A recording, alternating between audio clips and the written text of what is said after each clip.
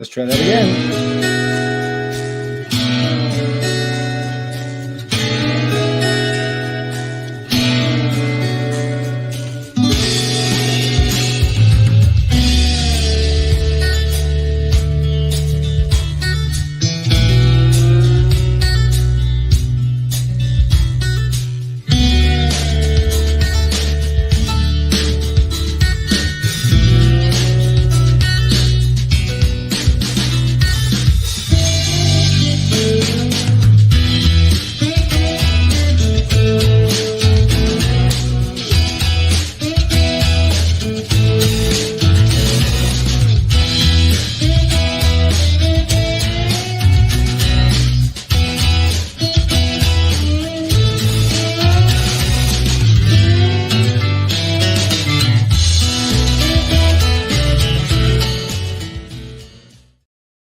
Welcome to Wagons West. It is Thursday, August the 22nd. It has been a really busy summer, and thanks for joining us tonight. Of course, as you guys know, tonight we're going to be talking with the crew of the Monkman Pass documentary that I was fortunate enough to be a part of. So we're going to bring them on one by one, and we're going to chat about the experience there. If the audience, if you're watching and you do have any questions, please put them in the chat, and we can put them up on screen, and we can ask anybody in the crew here about any of those questions that you have. So please do so. The comments, questions will show up here. Of course, as you guys know, I'm a photographer, cinematographer, and I got asked by the producer, Wade Wibley, to come join them for this expedition. And I'll bring Wade on now. Wade, how's it going, sir? Pretty good. How are you? Pretty good, thank you. In addition to Wade, we have the director of the film, Travis Fowler. We have my partner in crime, the other cinematographer, Jared Matlock. How's it going, Jared? Good. We have our trailblazer and trailblazer's daughter. We have two of our hikers here, Phil and Nicole Troyer, joining us all the way from Metropolitan Grand Prairie. We have her navigator, Dale Hudak, as well. Is going to be joining us tonight, and that's who we have for tonight's show. So, guys, thanks for coming on tonight. Really appreciate you. Thanks for having us. Yes. Glad to be here. Happy to have you. All right, so I guess we'll just kind of do a who's who here for everybody that's listening. We'll start with you, Wade. Who are you? A bit of your background and how you got into this, and you actually kind of put together the documentary in the first place. So let's kind of hear about that vision and that process. Background first. Yeah, go for it. So I've been a graphic designer for the last 15 years. Something I originally went to school for way back in the 90s when computers were kind of first started. Beyond that, I went to film school in Vancouver for a bit. And then once I moved to Grand Prairie is actually when I got into graphic design. And I was introduced to a small film community in Grand Prairie, which was pretty awesome. And unfortunately, a lot of those people have moved away since. And so we've so far done, this will be the third documentary I've produced. First one was about the death race, second one was death race. First one was about a NASCAR driver in Grand Prairie. And I kind of always been chasing like the human connection stories, like what motivates people to, chase their dreams and stuff like that. And Monkman Pass, I've always been an outdoor enthusiast, hiking trails and whatnot. And I actually didn't know anything much about the Monkman Pass the first time I hiked it. It was the second time around and started learning more about the history of the trail and whatnot. And it was like, man, this is like a really cool story. And so I just started diving into it. And the first person I reached out to actually was Phil. And just to get his input on it as to whether it'd be something he was interested in. I know it was a hiking trail, not a running, but he said that he could run it, no problem. And yeah, so that's kind of everything just kind of snowballed from there. I started, networking and finding people that are interested in kind of honing on their skill sets and what would make a good team. And this is what we got. Perfect. Phil, how's it going, sir? Good. So you got name dropped there. So how do you know Wade and kind of what interested you about the Monkman Pass project? So I first introduced to Wade during that death race project when I was running the death race. And then, it was about 2 years ago, he approached me about hiking the Monkman Pass. And I'm like, it's only 67 kilometers. That's a training run. I'll just run it. But pretty quickly learned that it was more than just your average training run through the mountains. A lot more to it than what was expected. But I grew up in the Yukon, so in the bush, and loved hiking and hunting and spending time in nature and all that kind of stuff. So this was just kind of like right in my backyard and right up my alley. And then as we did the practice hike last year with part of the crew, then Nicole kind of got involved with it and heard about it, and we wanted to grow our team a little bit more. So then we asked Nicole to join us. Nicole, have you, I guess, what's your past? Do you hike as well? Do you do the ultra marathon running? Like, what's your connection here? I've kind of like gone hiking with my dad before, and I started running a few years ago as well. So I've ran a few ultra marathons and marathons as well with my dad. So getting asked to do the hike was really fun too. Definitely a challenge as well. Awesome. And we have Mr. Travis over here, our esteemed director. And Travis, I know also, along with Wade, from working on a couple other smaller projects. But it's good to have you on tonight, man. Thanks for coming. Thanks, buddy. It's good to be here. So who are you? What about, what brings you to this project? And, tell me about yourself a bit. Well, it was Wade Wibley, of course. He asked me to come on. Wade and I, we traveled in similar circles in Grand Prairie, and we sort of met each other briefly here and there. And then it was Rue Jones that really made connection for us. Wade, when Wade reached out, I believe, and asked, hey, you kind of have familiarity in the bush and such. Do you want to direct this documentary? And I have gone to film school as well, and I've directed things, and I've worked on film sets and such, and actor as well. So I thought, hey, this would be a blast, because the Monkman Pass has a little bit of connection to my dad's side, where my grandmother's grandfather was a prospector, and he had traveled through there as well. And he was a friend of Monkman. However, I don't have any documented proof of all these stories. It's just been handed down. Even before I was involved with this project, I remember growing up, my family would talk about the Monkman Pass and how grandma's grandfather and Monkman were friends and all that stuff.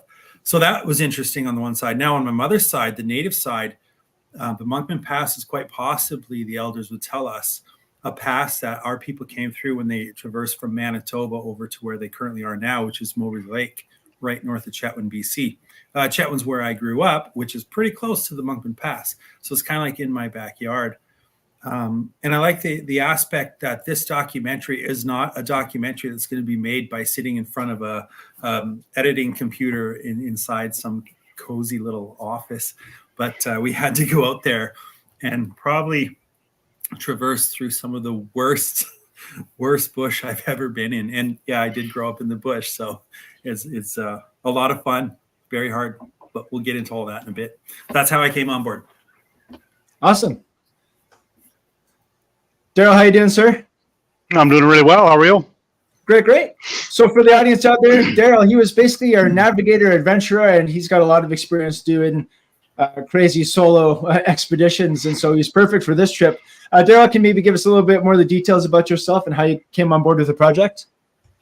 Well, I grew up in Worsley, so I small farm, and we got it bigger too. But so I was on the land, and I got to see kind of firsthand where some of that land came from, and my grandfather who settled it, and then I spent a lot of time with my uncle as well, in the bush part of it, doing the hunting and the trapping and things like that. So I've been pretty grounded, and that's where I kind of get some of the, I don't know if you call it intuition, but some of the general idea of the travel and how some of the pioneers did it. So that's kind of what keeps me going. And then I got busy with my profession at one time, and I've kind of like stepped back from that, and I'm doing some different things, which gives me a little more time to explore a bunch of these avenues that I've had on a vision board for a while now, like the Arctic and this as well. I tie back to this was some research and whatnot that I was doing with the pioneers and the Monkman Pass, and probably 5 years, I would say, ish, before Phil got a hold of me. I was actually planning on doing it myself, to see what that would be like, and I'm glad that I didn't now. That would have been quite the effort. I wouldn't have been 9 days. That would have been a lot longer. But so Phil got a hold of me. We've done quite a bit of, like, a little bit of hunting and just generally camping and running and all that jazz together. That's why I was laughing in the background when he was talking about running. It's like, yeah, no, definitely not doing that now. But so that's how I layered into it. And when he first said, yeah, hey, do you want them? I'm like, oh yeah, Jesus, it ties in really well. So that's how I came to be. Perfect. Thank you, sir. Jared, how you doing, my friend? I'm doing well. How are you? I'm great. Yeah, Jared is actually the other cinematographer, videographer, camera operator, however you want to paint it, for this journey. A fellow hobbit. I guess we'll get to that. But yeah, it was just really great, working with them. And on my end, I guess we can blow smoke up each other's ass later. But tell me about yourself. How you're a videographer and you do a lot of stuff. You're really busy guys, so you managed to cut out some time to get on this documentary. So tell me about yourself and how you got involved with the project.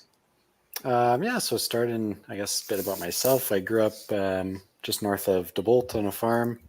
Our farm backed right onto kilometers and kilometers of crown land, so able to go kind of explore via quad and snowmobile a lot as a kid. Some winter camping, lots of summer camping, and then it wasn't until I met my current girlfriend that I started doing a little bit of overnight backpacking trips in the mountains. So I've got a couple of those under my belt. I ended up doing the Monkman Pass just up to the lake back in 2019. Actually, might have been 2020. So that kind of gave me an idea. Not quite the full idea of the full traverse, but was able to get my feet wet there. And then Wade Wibley reached out to me and asked if I was interested in doing the full thing. And so I wasn't really, I don't think I exactly knew what the full thing meant at the time. But now I know, and it's kind of probably top 5 things I'll ever do in my life. So really, really glad he did reach out and glad I was a part of it. Wicked. So I guess question for whoever can answer. There's a few of you here that, and we all kind of are familiar with parts of the history, but what can we just kind of give a broad strokes as to the original Monkman expedition? Like what's that all about? What was the first one all about in the first place? How did it start? How long did it last, etc.? So what are the details there about Alex Monkman and the Pathfinders that cut this trail in the first place? Wade, do you want to start with that one? What was the question again? Question is basically Alex Monkman and the original expedition with the Pathfinders. How did it start? What was the purpose of it, and kind of how far did they get? Oh, I'm not actually the historian, and I stumble a lot of my words. I think Daryl will be the better one for that. Do you want to take a stab at it? Yeah, I get to chat about it. The Peace Country was kind of originally touted as, all the land and the settlers that came into it. They had some promises from the government. Surprise.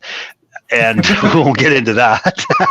But no, and so here they are. They're growing their grain. They've got their cattle. They've got all the things that they're doing. And what they don't have and what they need is somewhere to be able to send it to, their commodities, to get them to the coast and whatnot. So at that stage of the game, they were going hundreds and hundreds of miles around to get to the train. And that was all inflating the costs of shipping everything and taking money that could be in their pockets to help develop the land even more. So Alex had quite a good relationship with the indigenous and the original settlers, I guess we'll call them. And in that was some of the different hunting trips and talks that they had, he knew of a pass, and there was a couple of them. There was a Wapiti one as well that was surveyed a little bit before this was, but they knew they needed to do something, so they got the trail and some guides and went through this pass, and then at the same time, once they got some information, went back to the government and showed them what they had, and the government did actually give them some survey, like a surveyor, and they did survey it. So there was a couple of trips through, and I'm not sure what those were like. They couldn't have been that easy either. I'm curious because it's just, we'll never know what it was exactly like then. But and then the deal was, if they get a trail through there, they can bring a car through to Prince George, then the government would take a good serious look at building a road through there, so they could have a road to the rail, and then the rail would obviously go to the coast and take care of the commodities. It was touted as the lowest pass north of Missoula. I can't remember what the elevation was. I could probably look it up in my notes, to be honest, but it was it's the lowest pass.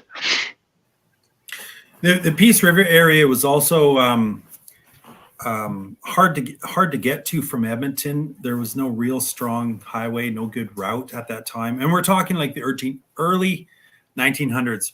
And then, as Daryl said, the pass that was around 36. So the first part of the 1900s was when they were trying to develop that route and such. The highway itself. So the Peace River area was like this land, they said, of abundance. It had a shorter growing season, but the days were longer to make up for it. So they had really good crops up here and potential for a lot of good things to grow. But there was no real strong highway. I mean, now there's a double lane highway almost all the way. But back at the early part of the 1900s, there was no strong connecting route. So it was this promised land that was really hard to get to. How long did it take them to make it all the way through? And I guess, did they make it all the way through, guys? And then how long did it take them to do so? How far did they get? They made it all the way through. I'm just trying to think in the back of my mind what the days were. There's a couple of, I think, different accounts, but I'd have to go back and look again. But they did get all the way through. The car did not. That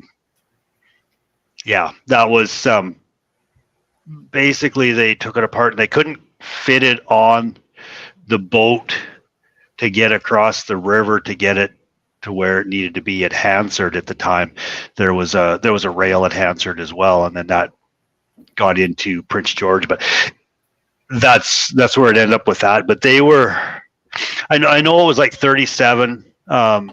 But basically, I think 36, 37, and 38 is where they were putting time in on it. And whether that meant there was like 5 or 6 people on the line surveying and scouting, and then all the other facets of it that layered in. But I think, what was it, 37 when the lion's share, between 37 and 38. But they when you go back, I think it was like May or something. I could look it up in the book there too.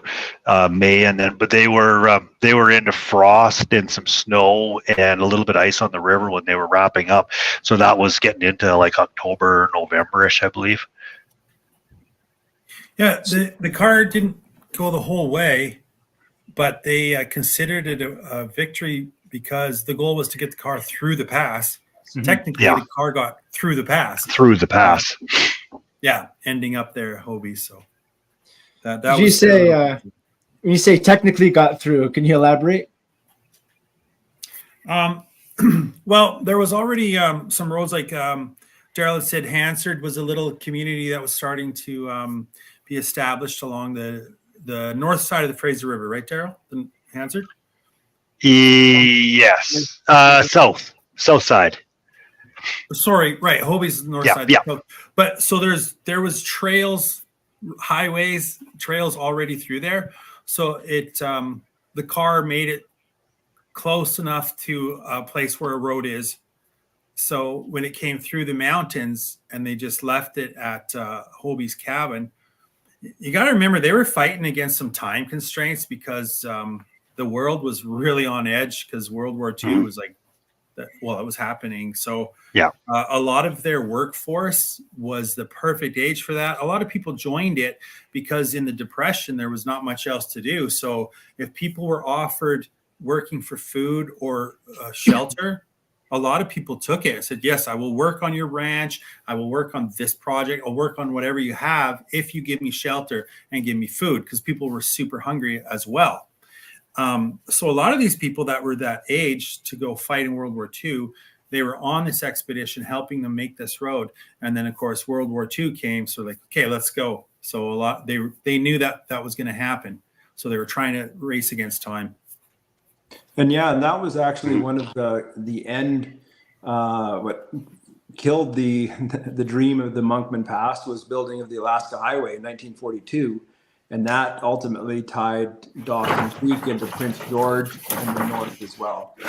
So yeah, it was the war that and then there was no people available to keep exploring the pass too. Mm-hmm. How it was definitely one. Troy, go ahead. No, I was just gonna say, how long does the pass officially go? I remember driving and doing some of the pickup shots, and the trail we walked, the original Monkman Pass actually started back a lot further on the Alberta side, even though we started the trail in the BC side. So, kind of where does it sit now, and relative to where it originally was? Like, Well, did it originally start?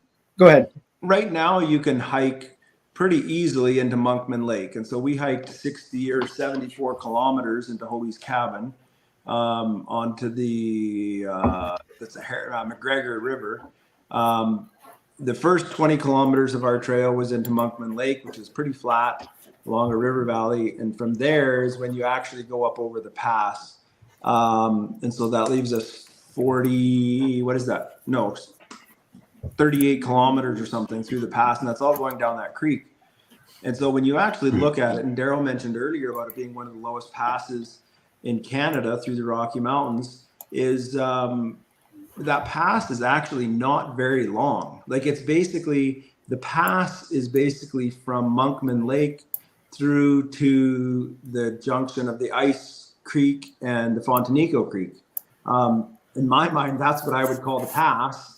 And so you're probably looking at about, I don't know, what is that, 15 kilometers? And we went around the long way because the original trail went down right along the Fontanico through the headwaters of the Fontanico, which is all muskeg. And so the established trail now goes to the east there and goes up over through Hughes Lake and takes the high ground that way. So it's a lot longer even the route that we took. So the pass, in effect, in my mind, is probably only about, I would say, 10 kilometers. Hey, Daryl?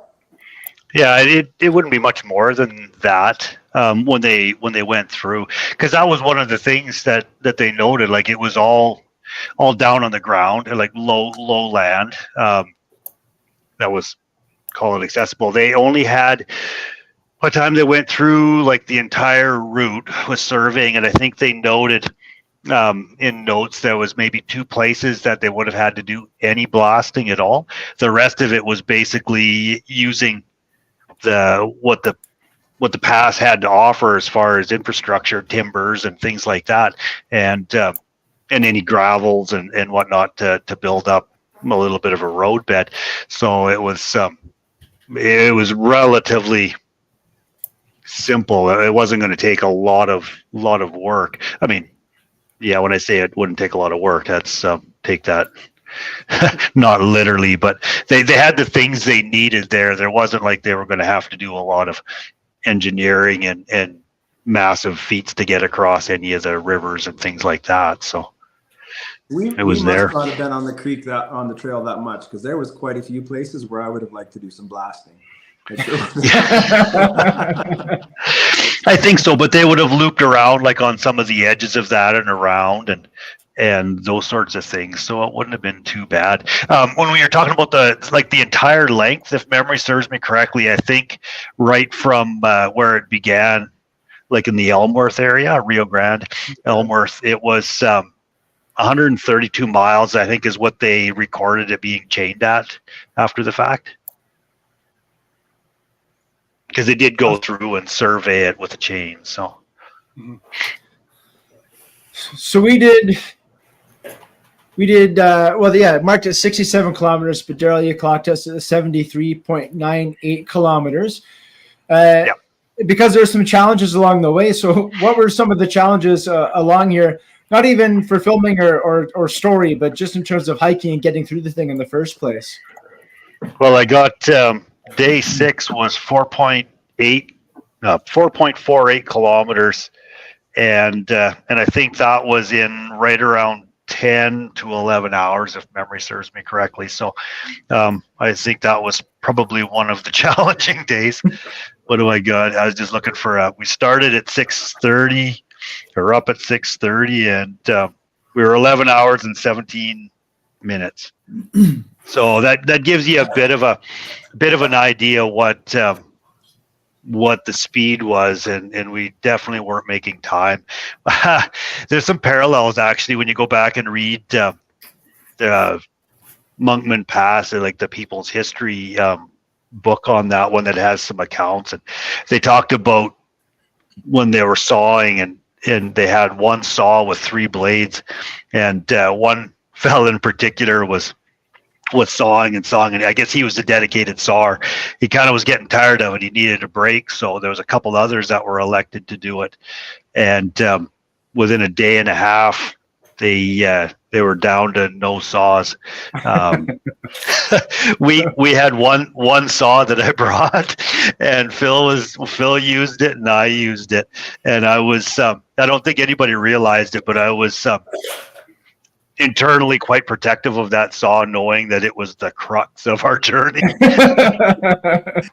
And I lost it once. I found it. I gotta admit, when you lost it there, I was like, oh no. See, people that haven't seen the past with their own eyes, they think, oh, you did some bushwhacking, no big deal, right? In fact, one guy even said, oh, I would have took a machete and just hacked through. And I said, you would have lasted about 3 minutes, like total. It's not like in the movies where they're hacking through a jungle in some movie. Where Phil sawed through alders that, were as big as your arm, and probably made between 1,000 and 2,000 cuts, and that's a ton of work. And I've never seen it that thick. I know it's a temperate rainforest, but it was jungle thick, like absolutely. It was some of the thickest stuff I'd ever seen. We talked about it on the hike, even about how fortunately how prepared we were for it. I brought a hatchet. Jared, I think, was it Jared or TJ? One of you guys had a machete, and then Daryl had a saw. And we would have never made it through there if we would not have had that saw. And after about day 7, we probably would have fought and clawed our way through if we wouldn't have found the saw after I lost it, just because it was faster to go that way than turn around. But it goes to the experience of when you go on an expedition like that, you have to be prepared, because we never would have gone through there with a hatchet. And I've got a nice small, very sharp Fiskars or something brand hatchet, a great backpacking hatchet. But we would have been there. We'd probably still be out there cutting through alders if I didn't have that saw. We would have. Yeah. No way to cut through with a machete, like my one friend said.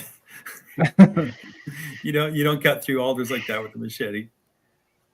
No, and that's the thing that I kind of put it out there too, is like when people think of bushwhacking, they're looking at trees close together and willow crowns that go up.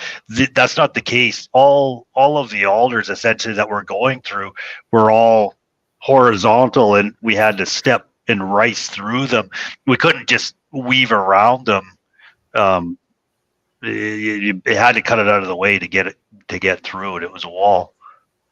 And I think and there's such a diverse terrain there too, because the other aspect of the bushwhacking, where I thought you were going to go with your comment there, Daryl, is a large majority of our hiking. It seemed like if we weren't in alders, we were in ferns. And Yeah. the ferns And Devil's or Club. ferns or Devil's Club or stinging nettle or I don't know what other kind of evil plants there was, but plants, you know, I'm not exaggerating, chest high and so thick you can't see the ground.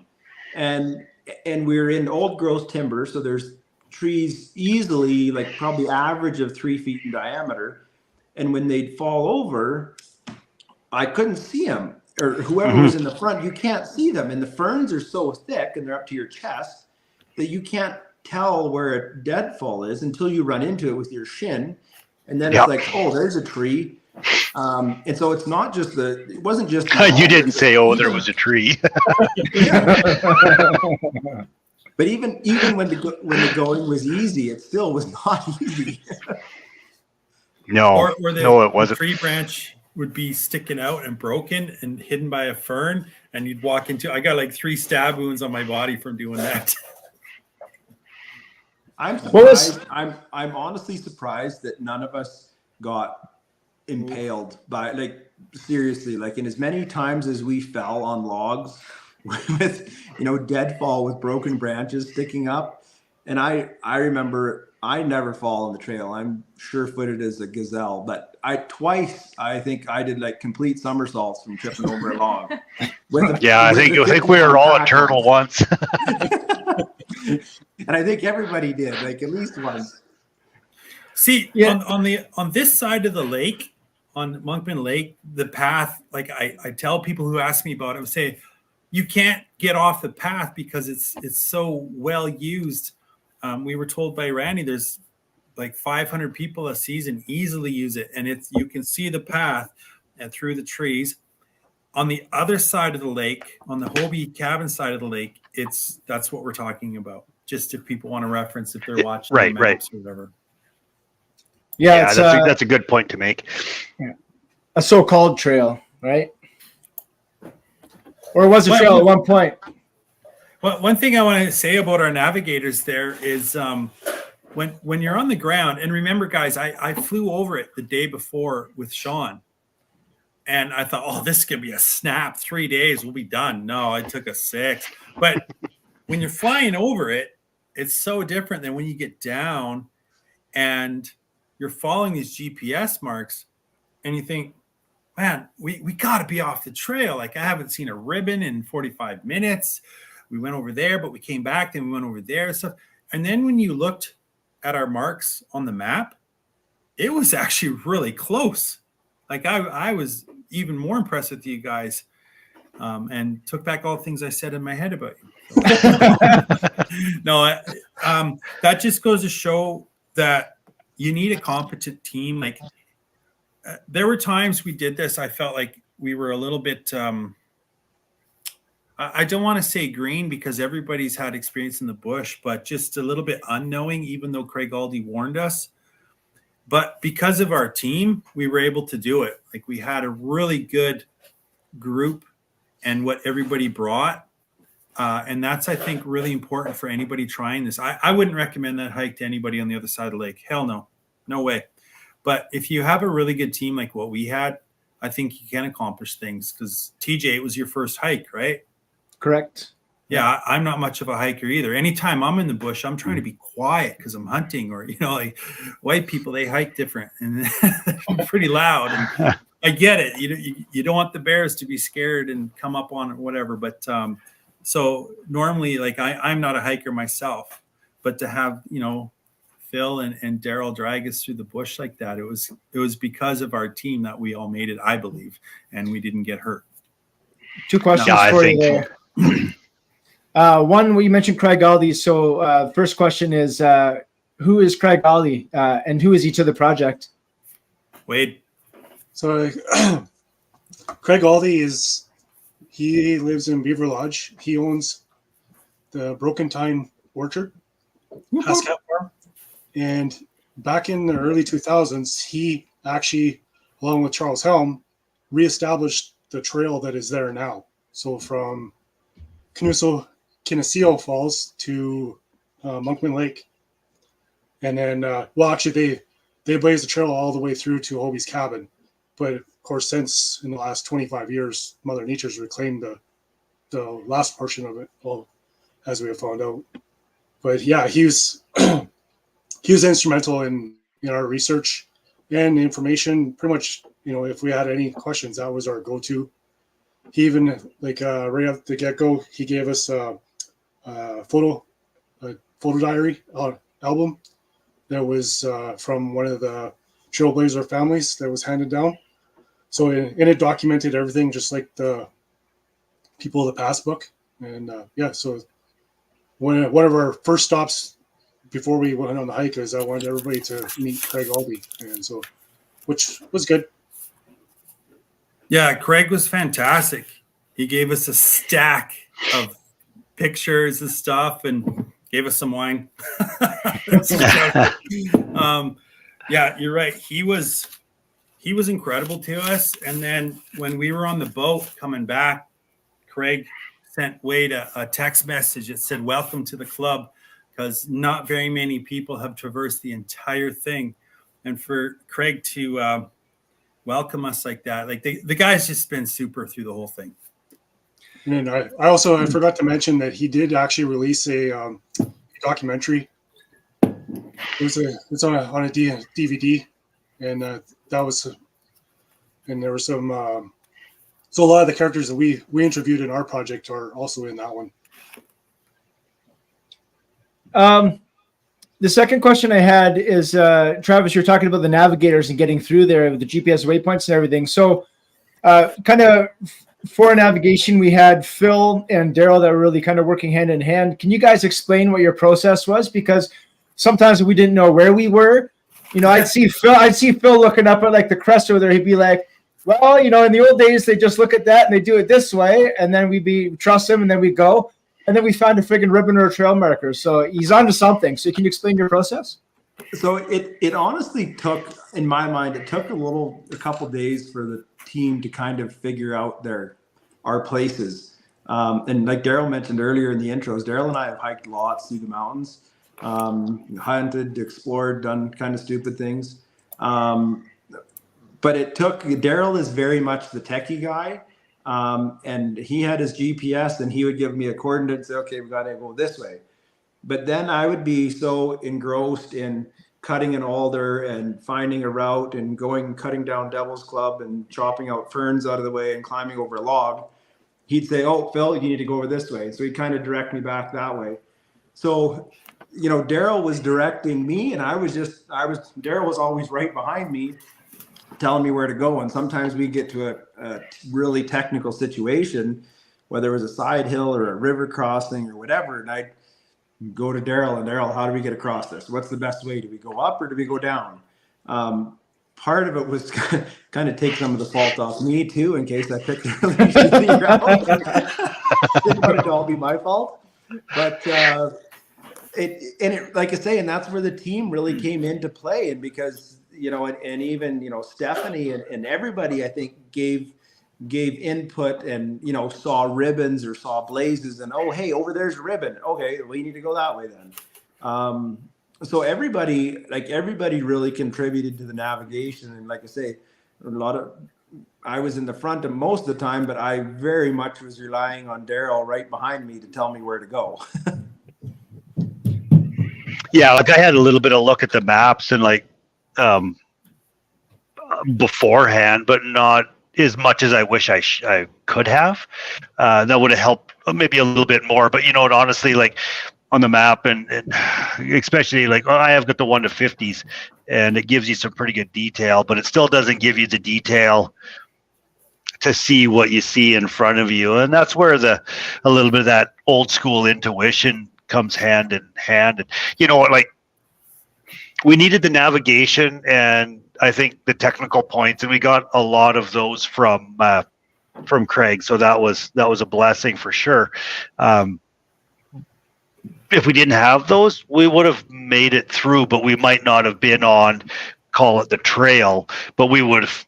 It's a narrow valley. We're going to be pretty close to the trail, whether we're on it exactly or not. It's maybe a little left or a little bit right, but some of that, like I say, a little bit of the intuition on that one. We had, Daryl, you had a GPS and a digital map, right? Like an app and a paper map, correct? I didn't bring the paper map. I had one of the paper maps, but it wasn't the full route to get through. And the one that I had that was going to be the full route was a 1 to 25,000, and it doesn't give you the resolution that you need to try and really make any good decisions. But I had the one app on my phone just to give me a bit of an idea, so I could have a bird's eye view of the topography with the topo lines, and then with the inReach having the coordinates in it. That was kind of the key on those ones, I think. We had two or three different maps, because I had a map on my phone as well as using Google Earth on my phone. And a lot of times we would get conflicting reports about where the trail was, even as far as which side of the creek the trail was on. And so then we'd have to rely on the GPS coordinates.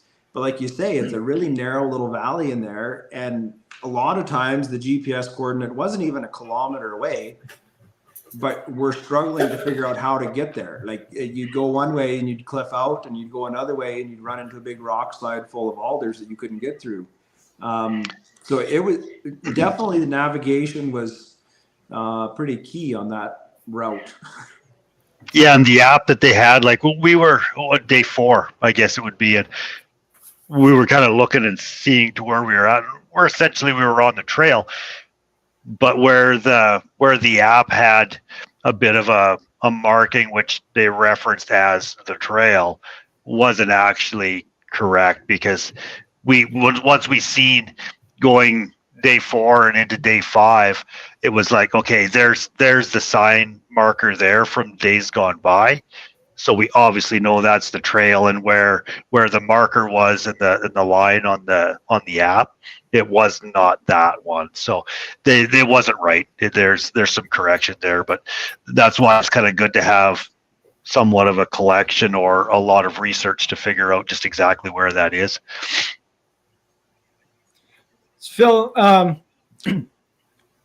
you mentioned that we did have the technology, like we had the GPS, we had the sat phones, we had all these things, we had some maps, but we're still largely going into the unknown. And your situation was a bit different than the rest of us, in that you came along with your daughter, and I'm a dad myself. So I'm just curious, what was it like for you going into this kind of unknown adventure with your daughter there as well? And then also, Nicole, what was it like for you going on this adventure with your dad? So Nicole came with us last year when we hiked into the lake, and that was 25 kilometers in and then 25 kilometers out. I think we did it over 4 days, if I'm not mistaken. And I think that was your first time like backpacking, right? Yeah. Like spending the night in the mountains in a tent. I mean, she's camped in campgrounds before, but never hiked in and spent the night. And so that was my first experience hiking with her too, obviously. So I knew her capabilities from running, and I knew she was capable of it. But I knew she was very, very capable of doing the hike, and I wasn't worried about her at all. And even going through, even after Hugh Lake, the first couple of days going down into the Fontanico, the brush was so incredibly thick, and Nicole was right on my tail and kind of between Daryl and I the whole time. And you kind of have even though I was in the front, I was still always kind of looking behind to make sure Nicole was right there with me. I knew everybody had an eye out for her, and nobody was going to get left behind, but you still are always kind of, watching for her and making sure she's not getting, trailing behind. Nicole, how was it for you? I definitely 100% just like, hey, hopefully Dad knows where he's going. Hopefully he knows where he's going. Especially when Dad would be like, maybe you can go this way. And Daryl's like, no, this way. I was like, hey, just follow along. But I definitely just followed my dad around because I didn't really know anything about it. I didn't really know what I was actually getting into, to be honest. Till like the day before. I was like, oh. Yeah, it's like all of us. Yeah, I was gonna say, like, actually, that'd be a good thing to kind of to dive into. no one here except for most of you guys went for the kind of the recon hikes where you went in for the first leg there for the first 25 kilometers or so. But after that, the remaining 2/3, nobody had been there before. Nobody had known it. Nobody really knew entirely what to expect. So I guess having done it now, what were maybe some of your expectations prior to and then after the fact? How did it differ?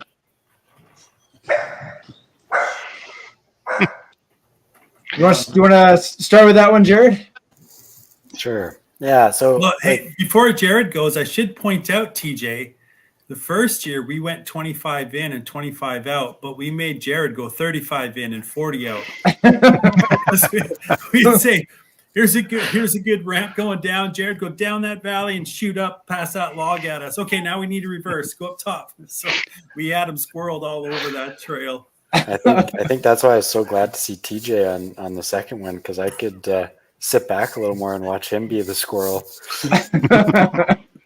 But no, it was. I obviously knew what to expect for the first 25. What I've been telling people since doing the full thing, I'd do the next 7. So up into the Torrens, go up to Hughes Lake. I wouldn't go past that at all. But I think there's opportunity to do, a handful of day hikes up in the Alpine region there. But you're not really expecting as thick a bush as we ran into. I've never seen that thick a bush before, so that was all new to me. But I'm trailing off on a tangent.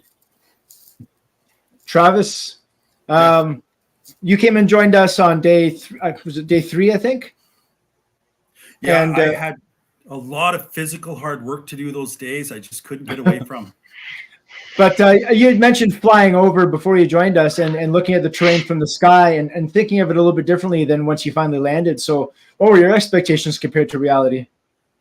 I'll tell you one thing for anybody that might be watching this thinking they're going to go in right past the lake. So I got my map up on the screen.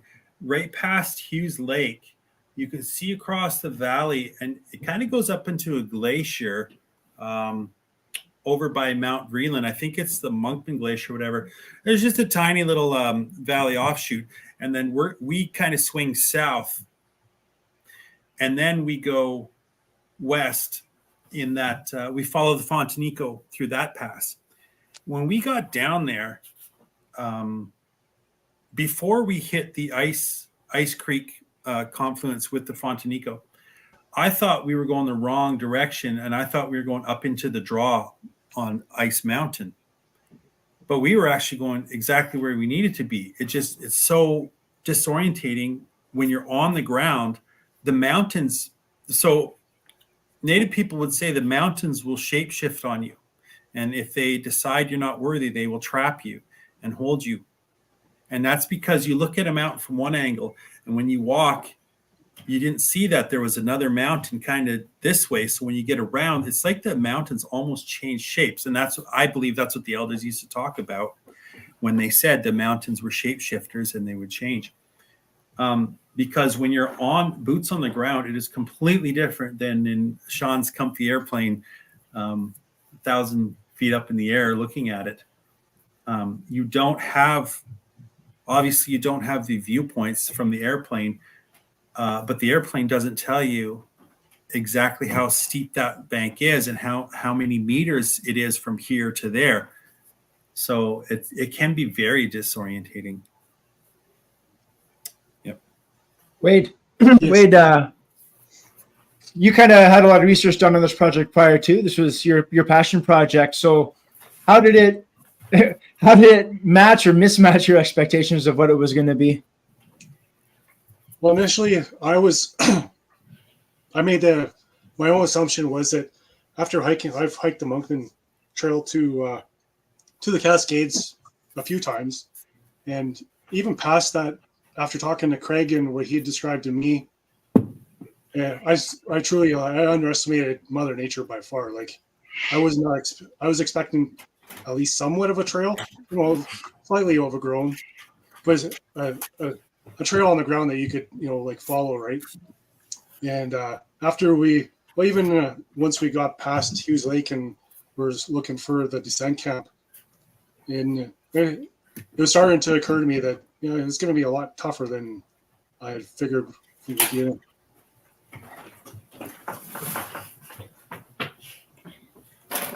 Phil, Nicole, did you guys expect anything different than what we had there? Well, actually, yeah, I guess, Phil, you said you were going to run it. So it must be a little bit different than what you were expecting. How did it challenge your previously held conceptions about it? Well, yeah, like I say, my first thought was, I'll just run it. It's a little bit of a stretch going an out and back that remote. But after we started digging into it a little bit more, I realized that running it was not an option. Stupid idea. But even talking with Craig about how he told us it was a rainforest. And I kind of assumed there would be some nice ferns, but there'd still be a trail and we could see markers and, we had the GPS coordinates, so we would be following a trail more or less. And I honestly think that the majority of the time, I think we were on the trail. Or within 5 meters of it, 10 meters of it. I bet you 80 or 90% of the time we were that close to it. Lots of times we'd see logs that were cut with a chainsaw. A sure sign that Craig had been there. I don't think Alex cut those. We saw lots of blazes that I think were Alex's. 100% they were blazes. So I think it definitely was a lot harder than I anticipated, but it was to some extent it was what I expected, but it was a lot harder than I expected. Daryl, you as well. Now, you've done a lot of research on this before. You'd mentioned wanting to do it on your own, a solo mission. So how did it challenge those expectations? It was the trail and the distance, generally speaking, were, I would say, probably on point. And I'd been on the first part to Monkman Lake a couple of times, so I knew what to expect there. And that was call it the easy part. It's never easy necessarily, but it's doable. Once we got in farther from the lake to Hughes Lake, was probably what I expected for most of the trail. I expected a little bit marshier in my mind. I kind of had this vision of it being a little bit more lowland. Probably a few less of the, call it, knobby hills. I expected hogback, but not the knobby hills, and some of the skirting around some of the rock outcrops. And I didn't expect the alders to be the size they were, and the fact that they were layered in as dense as they were. That's the part that I didn't expect, and that's really that's when I was talking about doing it myself. That's the part that would have bit me in the ass, because it just wouldn't have been that favorable for somebody to try and get through there at all like that. You need you need to be resilient and have a little bit extra food, because you're going to take the extra days if you do. So that's what surprised me about it. The vision was a little bit different, but a lot of times when you're doing and you talk about bushwhacking, a lot of times it's willows and some muskeg and some upright trees that you can weave in between, but that wasn't the case here. Yeah, we did, there wasn't that much actual climbing, for a mountain pass. I think that's one thing I did expect was more elevation gain. And there wasn't really that much. There's a couple places before you get to the lake, and then between Monkman Lake and Hugh Lake, there was a little spot. Probably the most climbing was right there.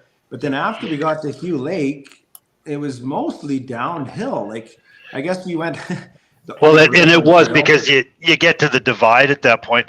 Once we got to day 5, there was the most we gained in ascent was 186 meters on day 7, and besides that, it was in the 70 to 90 meter ascent. Yeah, but there was there was a lot of that, like you mentioned, Daryl, the, skirting around rocks. Like right before we got to the gravel bar camp, remember that rock face that we went around? That was like, Yeah. it was Scary. like this, and the river was down here. And we were walking on the alders and looking through them. God bless the At alders. river. And I guess that's the part that I didn't expect. I didn't expect that kind of technical trail, and I and even I think it was after we left the Ice Creek there, where there was that one little section of kind of a cut bank where there was a rope that we climbed up.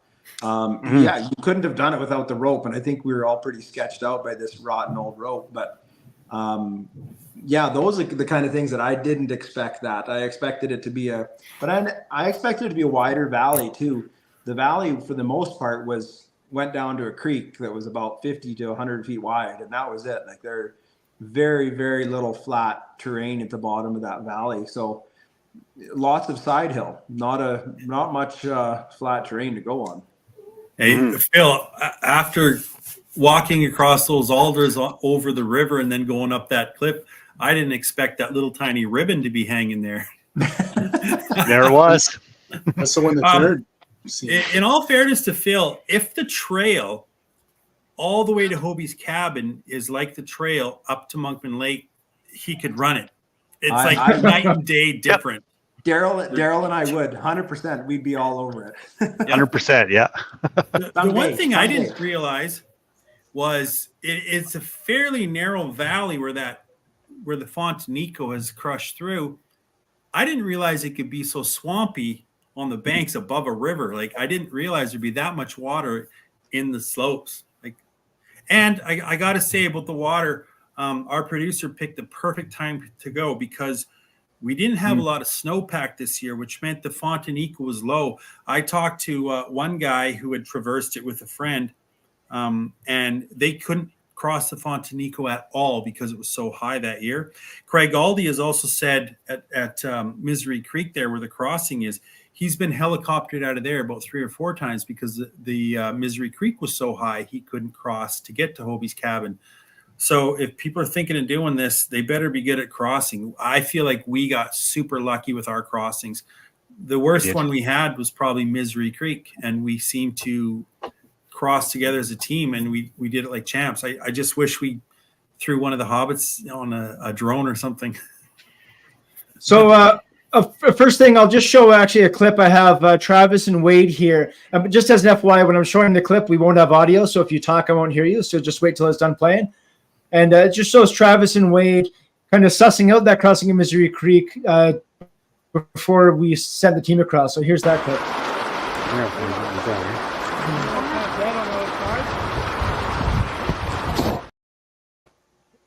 So that's them going across at our deepest, which was about waist deep for the Misery Creek crossing. And how many crossings did we do altogether, guys? We did day 5 was 2, day 6 was 2, day 7 was 2, and then day 8 and 9 each had 1.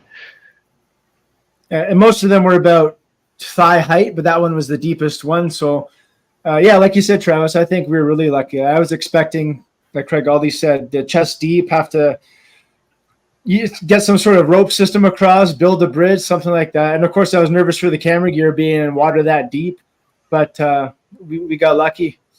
Craig also said they waded through chest high swamp water, which was leech infested, and he said they would get leeches on them all the time.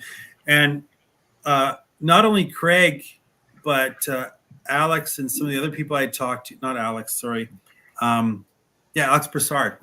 Some of these other people that I talked to, they would cross a creek and then they'd have to dry their gear out because the crossings, they were so deep. They'd be like up to their armpits in water and such.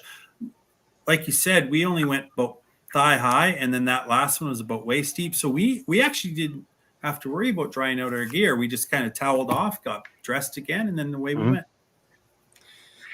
The second question there is why you keep calling us hobbits, but I can fill that one in. Jared and I neglected to bring water shoes, and so every time you cross the river, unless it was like at the end of a day or something when you could dry out your shoes, you didn't really want to be walking around in wet feet, as I discovered one time, deciding not to take off my shoes and walking across in the wet feet, then having to hike the rest of the day with wet feet. So that wasn't a good idea. I was warned against it. But so long story short, whenever we'd cross, we'd usually take off our shoes and we'd be doing it barefoot. And it wasn't too bad because the rock was river rock. It was nice and smooth from the running water, but still made for a challenge. It still slowed us down a little bit. But you want to talk about your experience crossing rivers with the camera gear there, Jared? Yeah, sure. So I was pretty much maxed out on, I did a 65 liter pack. So on the small side for that long of a trip. So that was pretty much packed with hiking gear.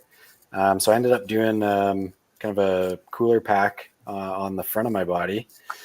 So honestly, that wasn't too bad. It sort of was almost a counterweight that pulled you forward across, but hiking poles obviously essential, especially when you're crossing in both feet, because it does get slippery. But you know, it wasn't honestly that bad. Like we said, kind of thigh height for the most part. I know TJ, your camera took a drink unintentionally at one point, but I was lucky to keep everything dry the whole time. Yeah, it did. It was actually, I think it was our first creek crossing actually, and it was the Fontanico. And I went across first to film the team coming across, and it wasn't that deep. Again, it was like thigh high. And when I get on I put all my camera gear up top, like batteries and stuff like that up high, all the electronics up high, so that if it was deeper, they wouldn't get wet. And I was wearing my cotton carrier harness, which I love the harness for most things, but I had a camera battery stuck in a pouch, which was pushing on the lens of the camera, which was hanging down. So after we filmed everyone going across, I went to go fill my bladder pack in the river, and the battery had like pushed the lens and pushed the camera and popped it out. So the whole thing fell and was completely submerged in the creek. Had the shotgun mic, basically, so that's saying that some of the ports were open. The camera's water sealed, but everything survived except the manual focus on the lens went, which was really odd, but it still worked. And so I was really thankful. That was on day four, I think maybe. But I was thankful to have a working camera still after that, because that was, pretty scary. But you mentioned, Travis, the snowpack, not having much snowpack and being lucky with the water levels. I also thought we were pretty lucky in terms of weather, because Phil, you mentioned we didn't climb too much, but it felt like we were always climbing. We were always going up, always going down, always side hilling. And I couldn't imagine doing that in wet and muddy conditions. How much would that added to the challenge? I don't know if you could do I don't know if you could do it if it was wet, and Daryl can probably give his good opinion on it too. But I mean, that trail was horribly hard. It was a 9.5 or a 10 out of 10 for difficulty, and you throw wet in there, and I don't know, it would have made it 10 times worse. Yeah, I think it would have made it worse for sure. I think our rain gear is rain gear, but you also have, you either wear rubber rain gear and it keeps you completely dry and you sweat inside it, or you get breathable rain gear that you wet out after an 11-hour day of hiking. So you're wet at any rate, and that makes your pants stick to your elbows, stick to you. You can't lift your knees as high. You've got a 50+ pound pack on your back. It would have made it a lot more difficult stepping up, stepping down. I think the grip maybe wouldn't have been a little bit encumbered there as well, but I think it would have been just more of the navigating and getting your feet to up and over objects and the roots and the stumps, and then that too, where we were crossing on some of the logs. Thank God we didn't get impaled on those ones. That would have upped the ante on that as well, and the danger level would have escalated. It wasn't comfortable in my mind knowing, good best practices. That would have really would have been a factor. I wouldn't have liked that at all. Yeah, those log crossings were something. I didn't count, but it felt like we did it like 300-400 logs that we crossed or something by the end of it. And you'd be up on, like you said, on one of those cliff faces or something, and then you'd have nothing but Devil's Club and alders around you, and then you'd have like one log that goes across. And so we were all on that log, and I I feel like we became log crossing experts. I don't know about you. Definitely, and nobody fell off the logs either. No, no, came close a couple of times, but yeah, lucky. Also, I'm going to show just a couple of clips here back to back of some of the sections of our hike so people can get an idea of some of the terrain. And then what am I holding on to? No, not that. I always look at Not that rock. Okay. If I had to camp.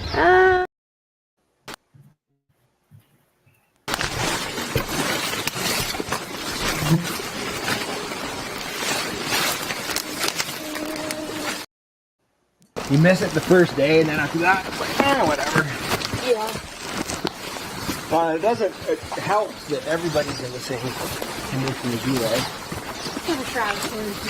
Yeah. Let's all give them hugs. Yeah.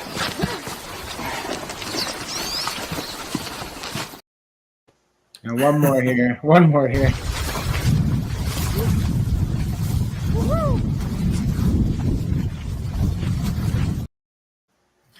All right, yeah. So that last one there was kind of a clean break. We had a little bit of metal there, but is it bringing back flashbacks? Any of those clips for you guys? Well, that was a dry swamp. That was a dry swamp, actually. I was just going to say, yeah, that was actually one of the reverse things on that trail was just when all the swamps were dry. That was our easiest. Yeah. And it wasn't until late. Like, I almost wonder how much. I remember when we were going down to Ice Creek, the confluence of the Ice Creek, where we noticed that first swamp was kind of dry. And then, we had a couple other big swamps that I thought were going to be wet, and I tried skirting around it, and then all of a sudden I'm like, oh no, you can actually go out in it, and you don't really trust them. But yeah, it's like a cow pasture. Like it's nice and dry, hard. I don't know about you guys, but that kind of gave me some nostalgia. I might want to go back. Well, I got two sons, and both of them want to go through. So I guess I'm going back if anybody else wants to tag in. My son wants to go. But I feel like TJ, he's misleading the viewers because he showed 3 of the easier parts. Yeah, you're not wrong. Yeah. Yeah. Actually, go ahead. I was going to say, if it was a hard part, the cameras were put away. We're like, okay, just focus on safety. Get through this. Yeah, that was the thing. Like, you want to focus on getting a shot, but I'm either 90% of the time I'm focusing on one thing and one thing only, and that's where's my foot going next?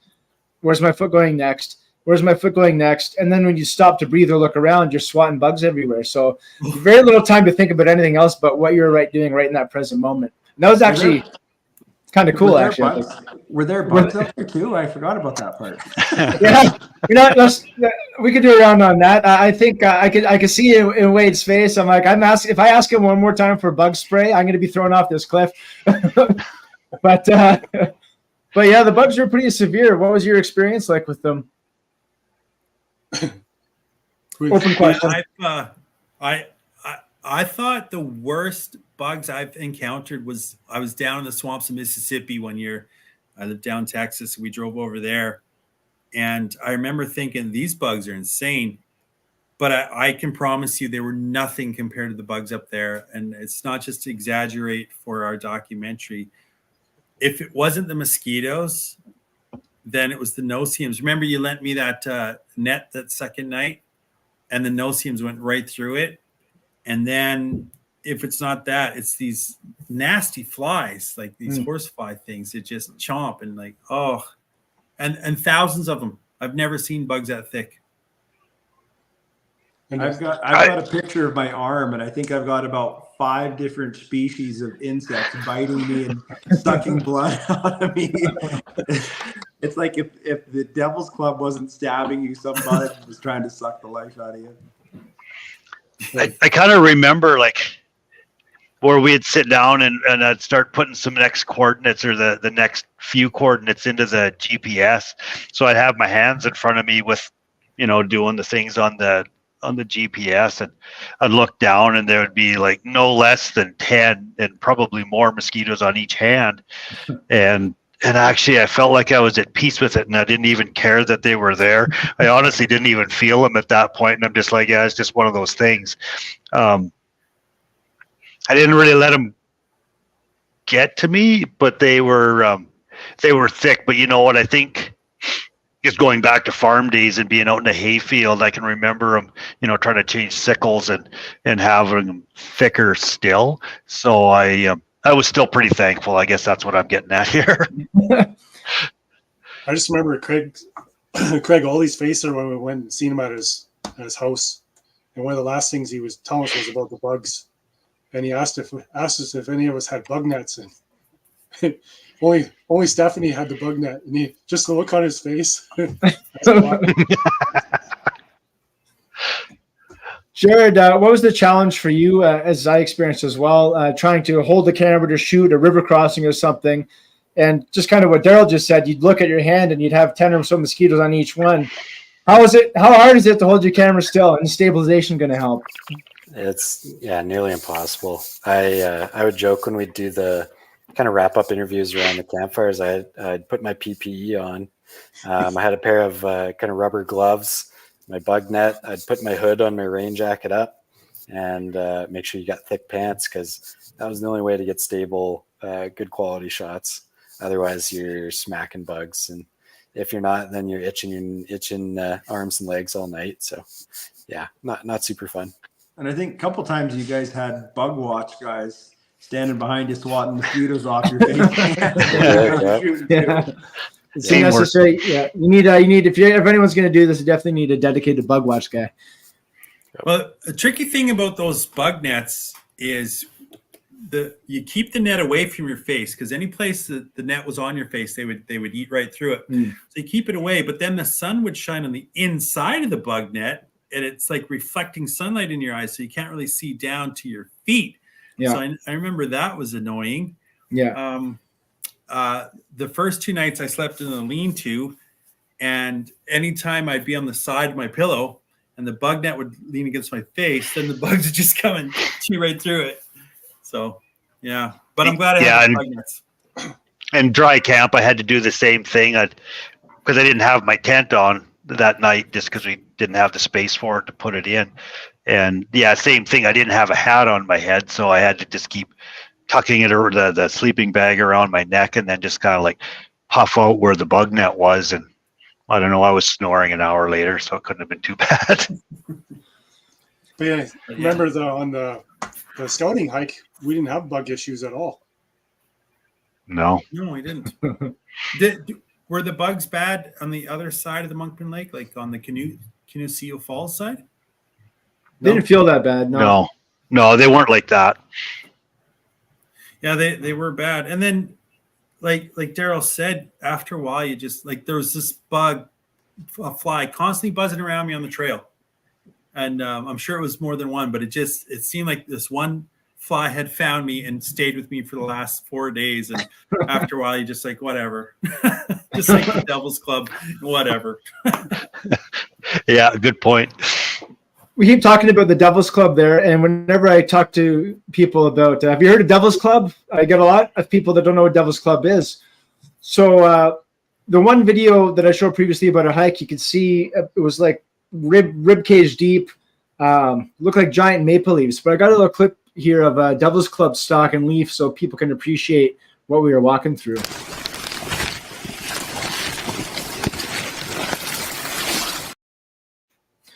So that's Devil's Club, and yeah, right.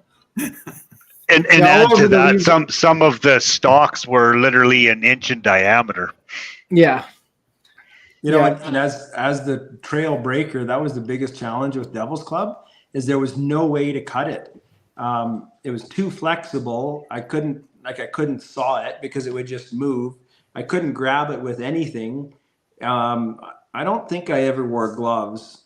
But even the only thing I found that I could do was with the saw, and I could kind of cut the leaves off it with about 3 cuts or 4 cuts. I could cut all the leaves off it. And then it's just a stalk about, like I say, the size of your finger or bigger, sitting there. And then I'd step on it and it just springs right back up to the next person. So it doesn't really help matters much. Nasty stuff. Yeah, some of those ascents when you're looking for something to grab onto to put yourself up, and there's nothing but Devil's Club around you. It's like, okay, I guess I'm going to dig into the dirt now. I remember the one river crossing. I was doing it barefoot, that one. So you get across and and just straight up a bank, and it was just solid Devil's Club. So no place to put on your shoes. I was cursing. It was bad. Ugh, I can't imagine. I kept thinking about T-shirts saying the devil can't hurt me, but his club did. So the hike wasn't, I mean, sorry, go ahead. I was gonna say, although on the last day, remember when we were going for the boats, I don't think anybody cared about walking through Devil's Club. The first day we're kind of going through the Devil's Club, don't touch me. Then the boats were like, just let's go. Yeah, it was a long one, and we're painting it like it was a struggle the whole way, and majority of the way I think it was a struggle, but we did have a couple of beautiful scenes there, and I got a couple of the nicer parts of our hike here I'd like to show. We could talk about that.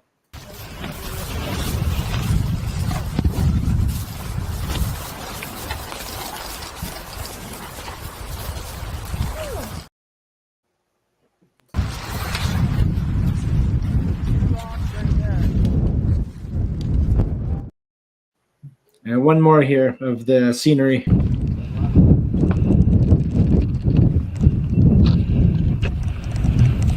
I just had some communication. He has somebody with him.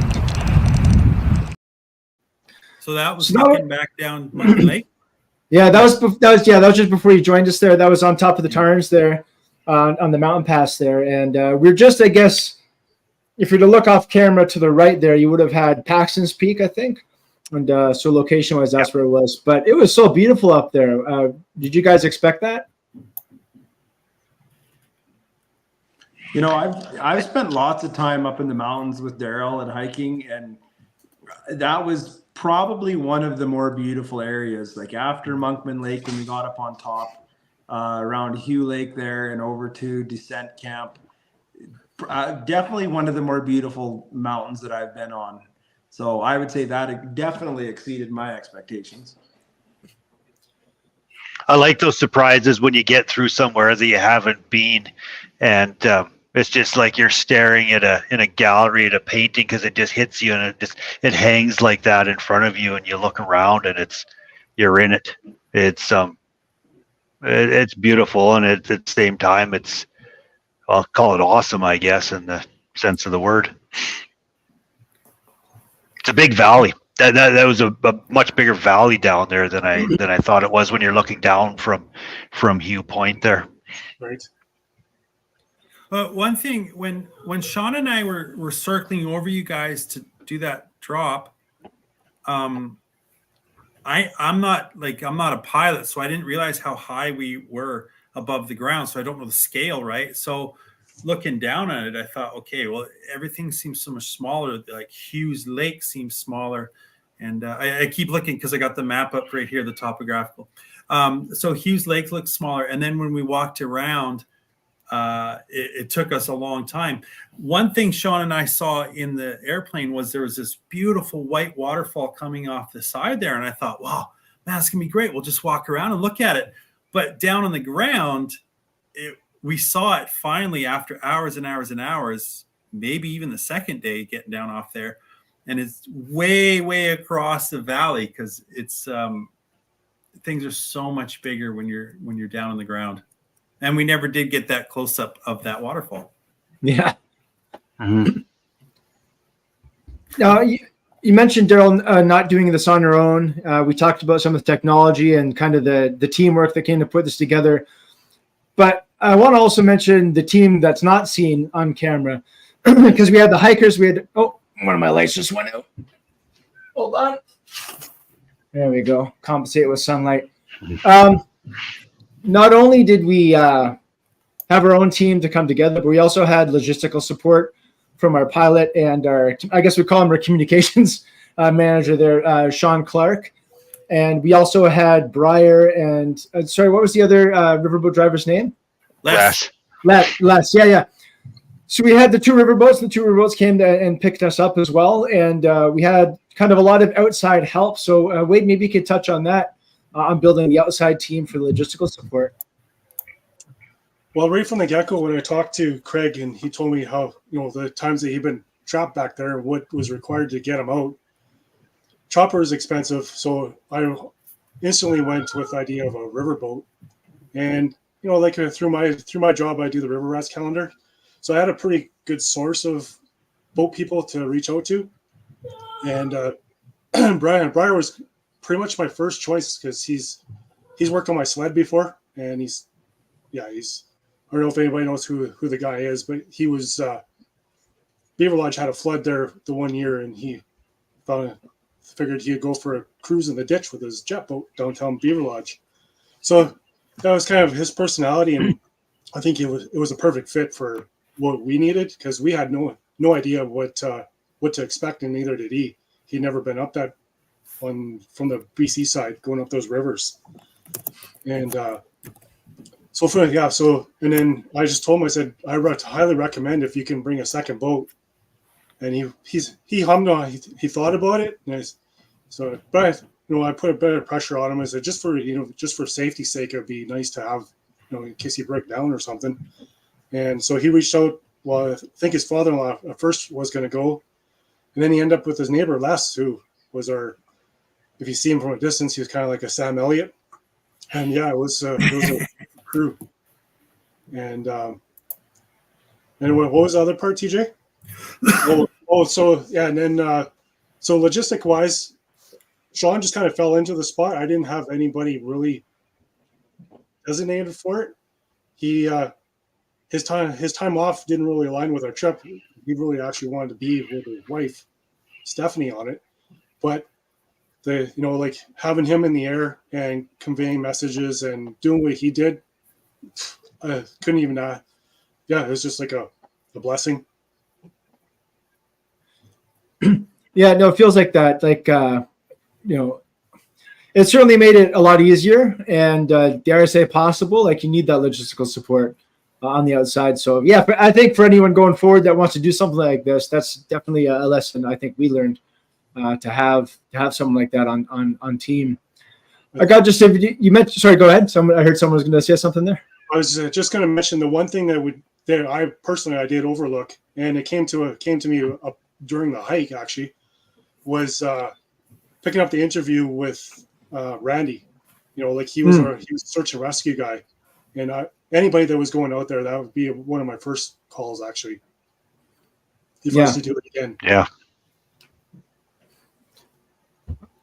You mentioned Les looking like Sam Elliott. I do have a clip here of Les on his boat as we're driving down the river, so I'll play that here. Yeah, there he is on the left there. Yeah, so that was pretty cool. After a long 9 days coming out to those riverboats there. Let's kind of relive that for a second, because at first we saw them, but they weren't able to get us. And kind of what did that mean for us? First, we heard them when we were up on the ridge, remember? Yes. And so we thought, well, let's just go down to the water and they can come up and get us. But we actually didn't get to them until the next day. We still had another camp that night because we just couldn't make it. And the water where we were at, there's no way they could have got there. There wasn't enough water. So it made it good for us for crossing. It made it bad for the boats because they couldn't get to us. And so then it was the next day. And I don't know if you guys remember crossing where they picked up Nicole at the Ice Creek in the Fontaniqua confluence. Mm-hmm. But that first crossing, we were all just a little tentative. We're like, it's our first crossing. And then compare that to our second to last crossing where we just like, okay, we're doing this. And then the very, very last crossing, we were trying to get to the boats. We knew they were close because of Daryl or Phil, or was it Wade? Somebody was in contact with Sean who said they're just like right around the corner, but they couldn't. Yeah, we do.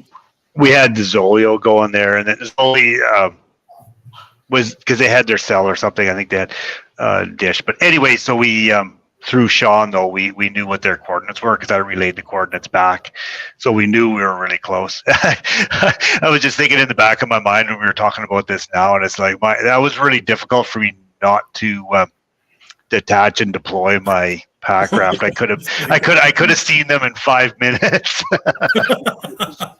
See you guys, I'm out. So yeah, we had that that last crossing. That was probably our most trepidatious crossing of. There's no name on it, but Craig Aldy named it Misery Creek. which I think is an apt name for it. It was a challenge, that crossing. And then we got on the other side, back into the alders and up on a ridge a bit. And then I hear Phil at the front of the line, I see a boat.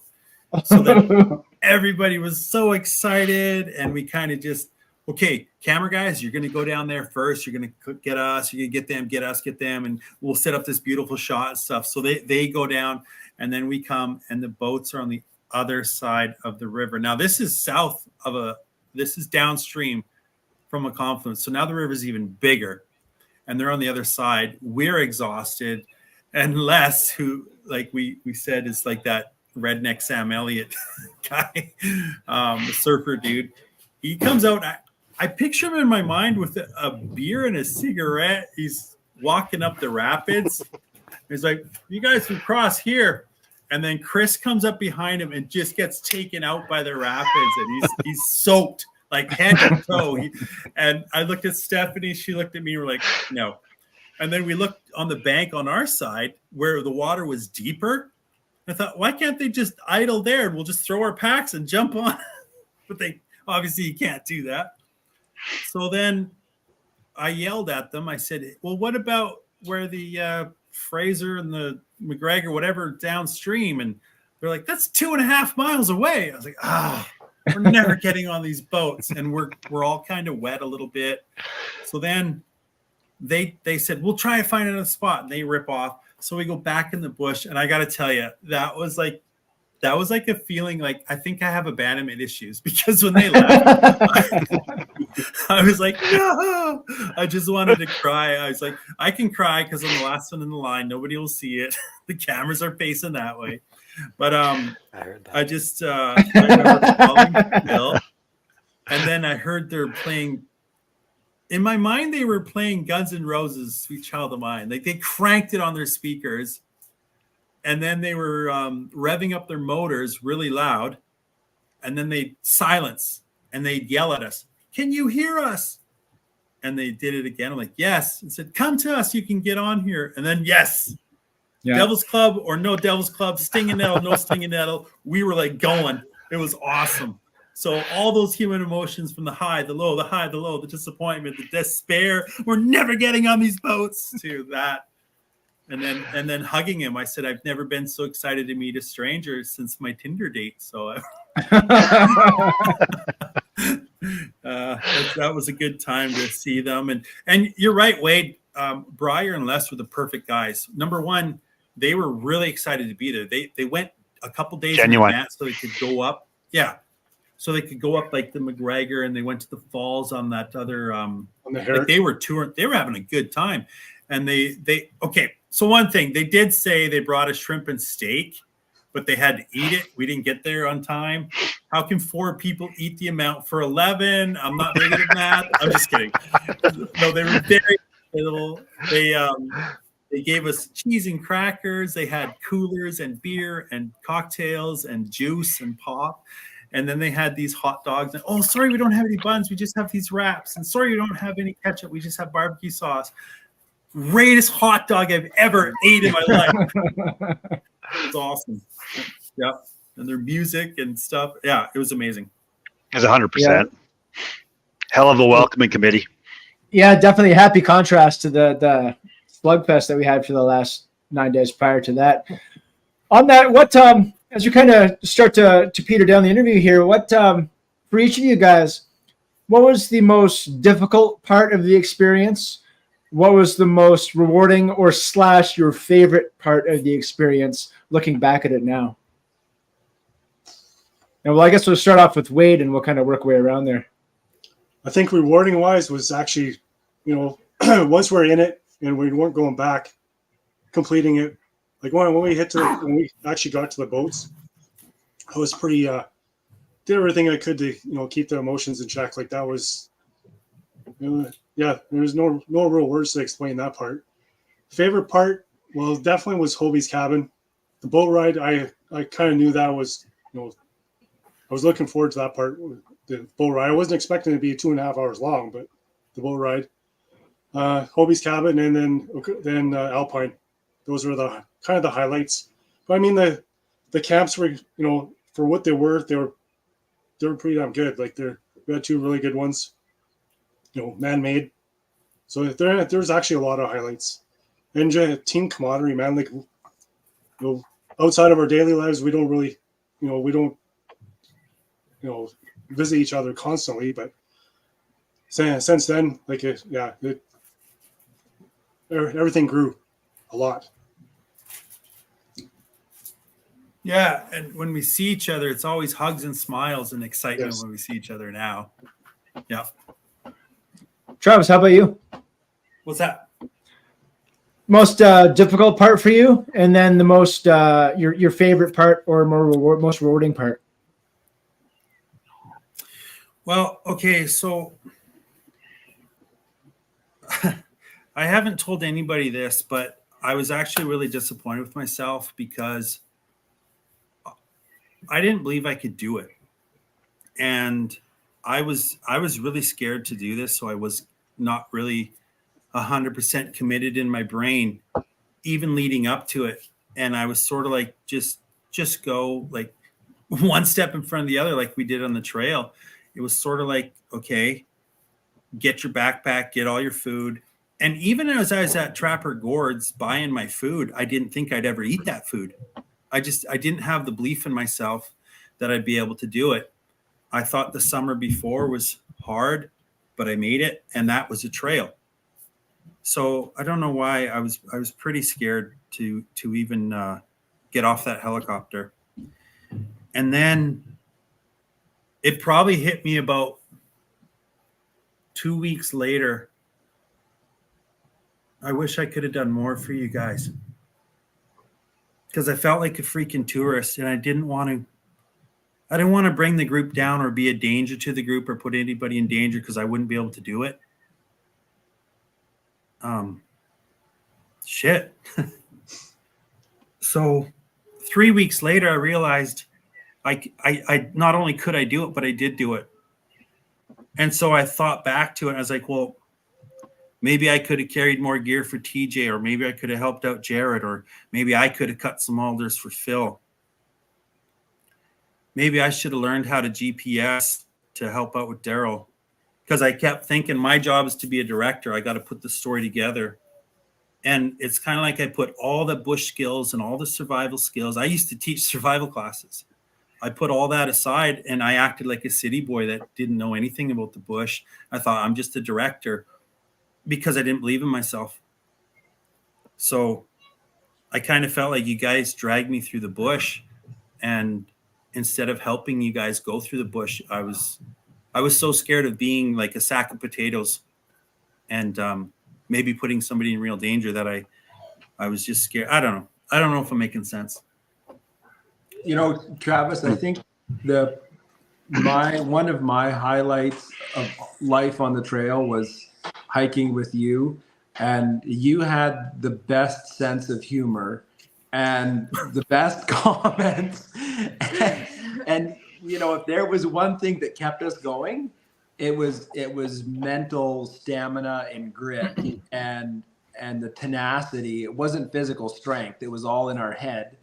And you, of all people, had the one, you could do so much, and we'd be trudging along in silence, cursing and swearing in our head. And then you would start telling a story about when you were plucking chickens. That's TJ. I don't know if you His inspiration. Travis. Yeah, no, man. I had my dehydrated meals, right? Dehydrated beef and rice and stuff, and I'd be granola bars. I'd be farting like gangbusters along the trail, and it would, fucking the first one. Travis is like, TJ, did you have beef for breakfast? I'm like, yeah. He goes, I just had it for lunch. My mouth was open. And he kept on with stuff like that to the point where I had to be like, Travis, stop. You have to stop because I can't stop laughing. I need to focus on where I'm walking.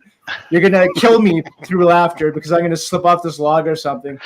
But yeah, man, it just every time we'd start a story, and it was just uncontrollable laughter at that point. So he was absolutely right. Like, in terms of morale boosting, man, you're fucking on point, man. And I think your guys' camp stories were funny as hell too. Especially when after Nicole had to leave, and then you paired up with Phil. It's a good thing you didn't record everything we said. Just like, ah!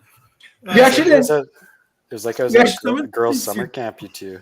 It'd be midnight by the time you're done chit chatting and giggling. That's a true story. Some of the things your dad would say, Nicole, and I'd be like, is anybody else hearing this? Yeah. We're sitting on that ledge. We're looking over to get down, and you were still with us at that time. And then we're looking around to get down, and Phil's like, this is the way to get off. And I was like, is this the only way to get off? And you're like, no, there's many ways to get off. Just sets it up on a T-bar. The hardest thing for me, TJ, though, in all seriousness, was when I was in the handicap washroom at Boston Pizza the night we got back to Prince George. I was in a world of hurt. Oh, man. My stomach was hurting. It was out of both ends. And I was like, I'm going to die in here.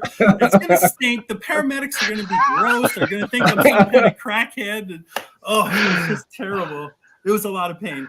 And Craig Aldi said the same thing happened to him once he stopped eating that dehydrated food. And it wasn't that I overate. I only had like one order of wings, a couple of Phil's nachos to try them. And then Les and we had that pizza, but I had like one, maybe two pieces. So it wasn't that I overate a whole bunch. It's just I wasn't used to that food. And I think my stomach had shrunk over the week. So that was it. But yeah, the trail definitely changed me. I even spent time with a friend after that, and she'd said, you're different. You're a different person now. And there's things in my life that I'm working on now that I was, like I said, I didn't believe in myself enough, or I didn't have the courage to actually go do. So, and some good things coming out after this documentary. Awesome. Okay, I'm done. Somebody else. Phil and Nicole. Phil, Nicole, we touched a couple of times on when Nicole had to leave, or that's when you were still with us. But I don't think since we started going live did we actually tell the story of why you had to leave and how that happened. And that probably ties into one of the challenging aspects for you. Can you maybe touch on that? And then maybe you guys just tell us about what your most difficult part of the trip was, and then what your favorite part of the trip was. So yeah, it was, I think, on the 5th night. We were just kind of camped in the middle of nowhere, just had to make room for our tents. And it was like 11 o'clock at night, like everyone was, in their tents. A few people were still out, but my dad and I were cooking supper, so we had our jet boil. It was kind of on a bit of a hill, like just where it would fit, and then it was boiling the water. So I stood up to go reach over to grab our food to pour the water in, but I somehow knocked the pot of water on my foot, and I was like, ow, and everyone was like, oh, what happened? I was like, oh, I just dumped the water on my foot. And I've never been burnt like that, so I was like, oh, whatever, because I didn't feel it right away. But then everyone's like, ah, and I was like, oh, what? Like when Daryl was worried, I was worried at that point too. So they took my sock off. They put the bladder on my foot because we were right by a creek, so it was like really cold. And they put that on, and then I had my phone flashlight on, and we peeled the bladder off my foot, and it was like melted skin. Like I had some tape around my toes for hot spots, but the rest of my toes were like melted skin. Like it was so disgusting. But I didn't feel it for a little bit afterwards. But then after that, it was like the most painful thing I ever felt in my life. So I had my foot in the creek for a little bit. There's still some wax every once in a while because my foot still wasn't fully.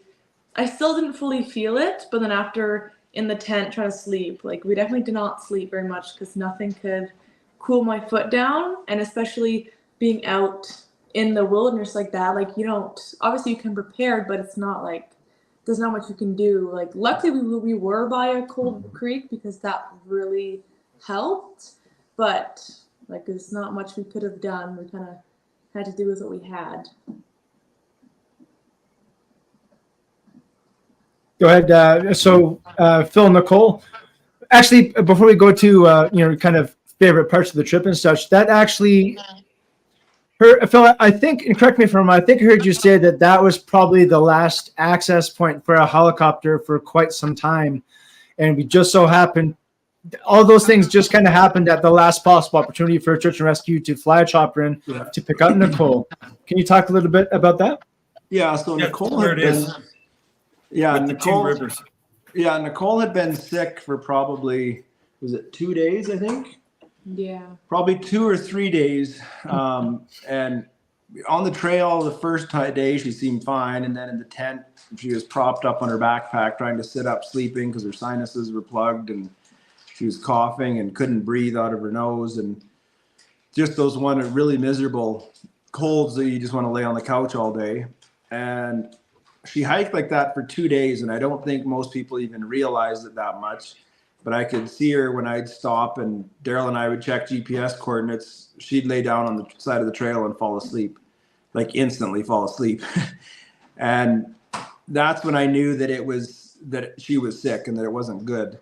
And then I also knew that once we got on the Fontanico, I suspected that the valley was going to be really narrow and that we may not have access to a helicopter to get her out.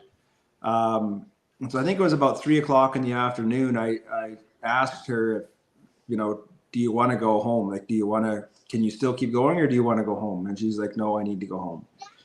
So we were prepared. Luckily, we had the inReach and stuff. And so Daryl called Sean and said, hey, we need to get a helicopter in here to fly Nicole out.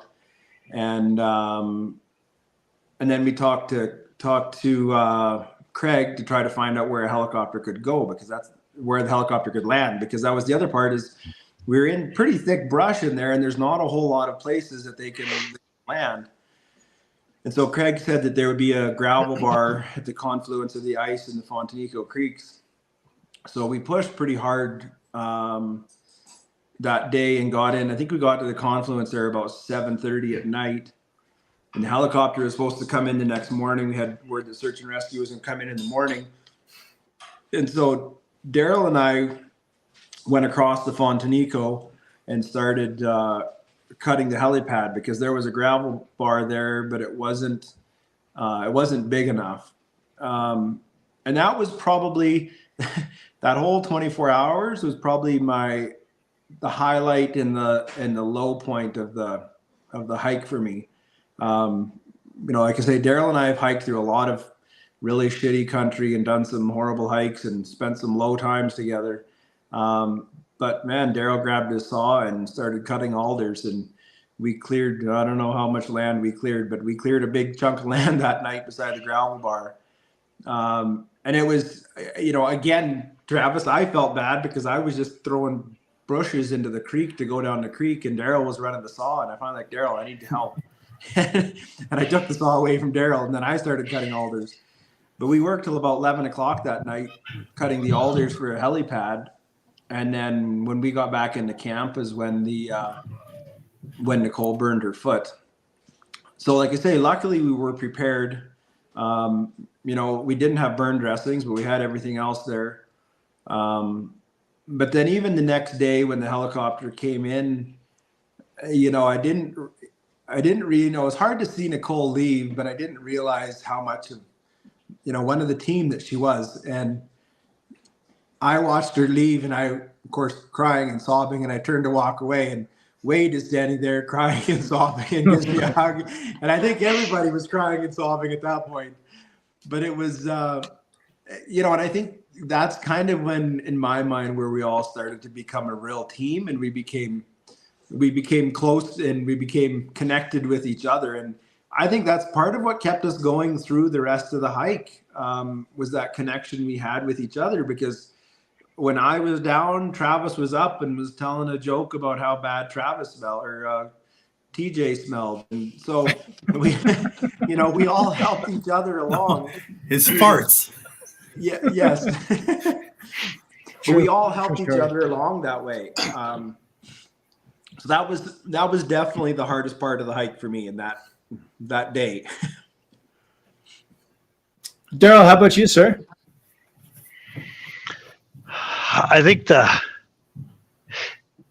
every day was a new day for me, and that kind of goes along with my theory about not focusing on the end or the destination so much as the end, but everything's like a new day, and then just being enamored by what you see and on the daily basis. Like, first thing I would do is I'd get up and I'd you know, I'd listen to the birds and I'd record them, and then I'd go back and I'd document and write down which birds were where and how many, and that sort of thing, and just take it all in. So, I mean, every day, there was like a multitude of things that were the best part of the trip. And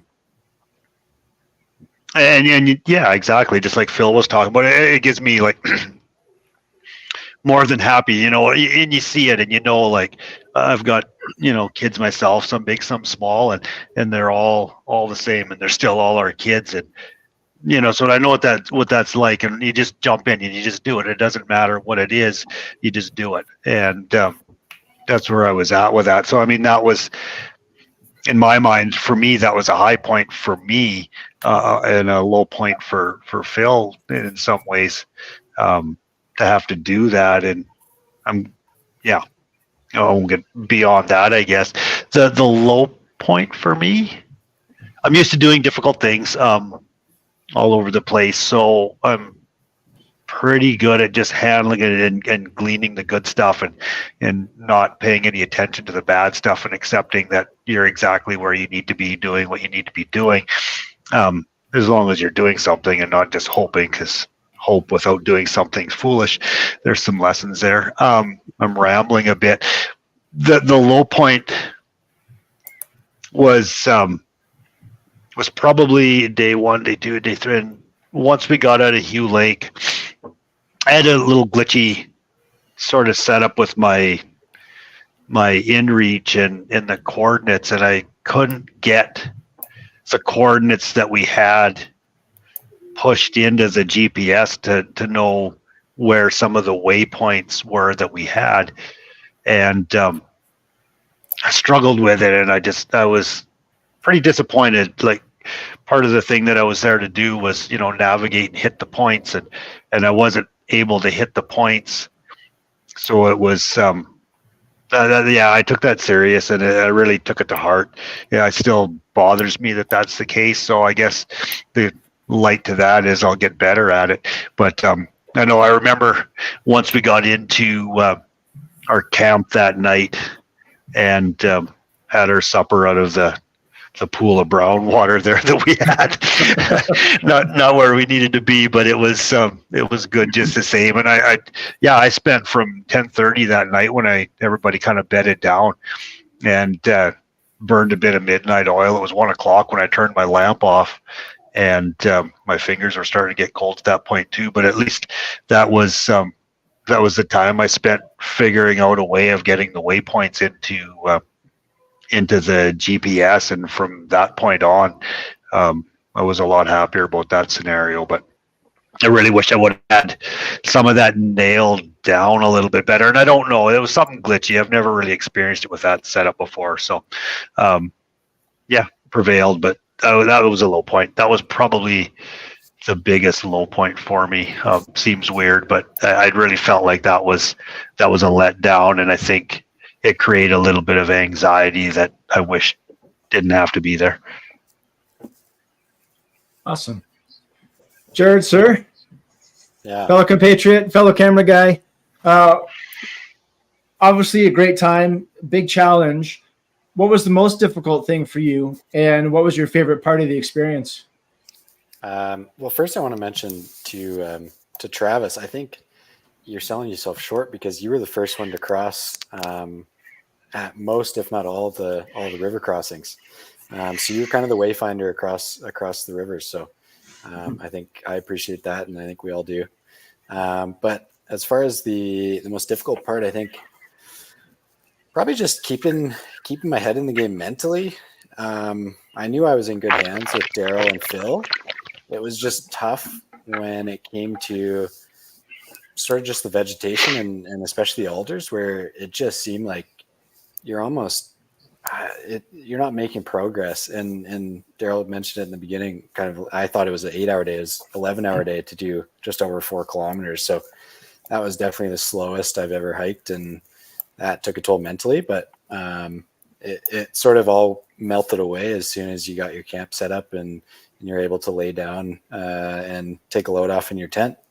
And then the high point, I think, was just all the gratitude I felt for just the simplest things in life. Even just, like we were saying, the smoky in a tortilla with some barbecue sauce was the best lunch I've had in a long time, if ever. And then just obviously getting back to kind of civilization and having that first sip of beer. And there's just so many things that you take for granted in your everyday life because we live such fast, busy lives. And I think 9 days in the wilderness is enough to really reset you and sort of reset that gratitude meter to where you're a little bit happier in everyday life with what you have. Awesome, man. Did I touch on everybody? Did I miss anyone here? The only one you're missing is Steph. Steph. So Wade, Travis, producer, director, now that it is mostly filmed, there may be, I guess, a couple more pickups left or interviews, but it's mostly filmed now. The hike is done. The expedition itself has been filmed. What are your guys' plans with the project moving forward, and when and where can people see it, and where can they go to follow it? I'll put up the website here.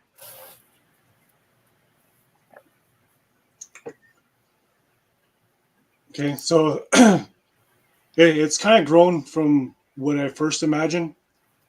Originally, it was basically just a documentary, 45-minute about the Monkman Pass. And once Phil was on board and Travis, and started digging into the history and whatnot, it grew substantially. Like it was going to be not a monster, but like there was a lot of really intriguing stories there, and we pitched ideas at each other like nonstop. It was overwhelming trying to figure out what direction we were going to go with it. And actually on the hike, I was able to really focus in. I talked to everybody individually, like Jared. We bounced ideas off each other. Travis, same thing. And so right now, like the Story Hive was our initial contributor, like for grant wise. And for that one, we pitched doing the Aboriginal take from Travis's viewpoint. And so we really wanted to stick with that. And the hike itself had a little bit of it in it, but a lot of that is going to be in our interviews and extra our pickup shots. And so we still have a little bit of work to do on that. And actually that's one of our deadlines that's coming up right away for a rough cut. And so that can be anywhere from 20 minutes to 60. So we'll see how much content we have and whatnot. I was super excited to see, because I mean, Travis, when we sat aside there and he sent out conveyed some ideas, and they were really strong. Like I love them. So looking forward to seeing what we can do with that one. Right from the get-go of the project, I really wanted to do something for the Banff Film Festival, and it's just been my own goal. And knowing the Monkman Pass, or like the potential for it, scenery and whatnot, so I want to pursue that avenue as well. And same thing, bounce ideas off our crew. 20-minute, basically just highlights of man versus nature, showing everything that prestigious back there, the challenges that we come across, and in the end we accomplished our mission. And then beyond that, then I would to pay tribute to everybody that's been involved, all of our interviewees, our crew. I want to do be a feature doc, so like an hour and a half where we can have right from start to finish how we started, how we ended. Awesome. And as for timelines, the first one is Story Hive, and I believe December is our final date for the finished product. And then beyond that, it goes to their optic network. And I mean, most of the stuff we're going to share on our social media platforms when things are coming due and for dates. Travis, do you have anything to add to that? Cool. Yeah. So one great thing about our producer, he's really good at, is bringing in really good people. Like all your beautiful faces there, you're all really integral to this. And I can see why he asked you guys and reached out to y'all, and how you were like perfect. Like, I don't know of any other cameraman that could do what the two of you did. I'm glad he had you, Daryl, and Phil to lead us through. Nicole, I'm so appreciative that you were there for not only just a female perspective, but like a younger hiker's perspective. So that's a very valuable part of this story. So Wade got together, and it's kind of like he and I found this like clay. We just stumbled into some clay. We had an idea, and there's some clay. But then, some other people said, hey, add this clay to your sculpture. And then people started coming out of the woodwork with stories that we didn't even know they had traversed, or we didn't know this or that. And it's so serendipitous how many people have said, oh, my best friend hiked through there back in 2005. Talk to him. So then I'm on the phone talking with somebody. So many coincidences, and the universe has no coincidences, but so many, like even the license plate showing up at the museum 1 week before we went there to interview Charles. Things like that have happened. So the story, like Wade said, was much bigger than the original idea. So we have this great big sculpture now that we can make out of all of this stuff. I'm really excited to dig into it and flesh out all these different stories, because there's more than just one story here. And don't be surprised if you see a few different iterations of our documentary. Like Wade had said, we got the Story Hive one from the Indigenous angle. We also have a few other stories that are in there as well. Now with the Story Hive documentary, which we're really excited to get through and to put together with our mentor, Len, we don't have enough time in what they want, their cut, to tell all these stories. So then I said to Wade, I said, if we finish that Story Hive one strong, maybe we should use what we haven't been able to fit into that, and we'll put it in some other stories, some other iterations of this documentary. One thing, when people heard about our expedition and have asked me about it, I told them, I said, yeah, it's for documentary. They're like, can't wait to see it. So there's definitely people out there, once they hear about it, they're really excited to see it. So I think it's going to behoove us if we get our product finished and then find a real strong platform that we can get some strong marketing. And that would be some of the big streamers. So that's sky's the limit. Awesome. And now that I've done the hike, I have the confidence that we could do it. So another highlight of the project too was, and it was a plan right from the beginning, was bringing on Stan Monkman. And we had some technical issues, well, logistical issues trying to make that happen. I was getting overwhelmed. I planned it a few times and it got shut down just simply due to weather. And I passed the reins over to Stephanie, and she made it. I don't know what she did differently, but it worked for her, and it happened. That day I walked into Phil's hangar there, and there was like 25 people in there. I was like, well, where the hell did all these people come from? I was only expecting 8. Yeah, I think that to me was actually probably one of the highlights of the project, was seeing Stan and his wife come up here and how much it meant to them. You know, for us it's a cool story, and it's a fun hike, and it's a fun project to work on. But I think that for them, we're inadvertently telling a story of their ancestors and their family and their people, and it's been such a big impact on the community in the region. I mean, it's a story that's coming up to 100 years old now.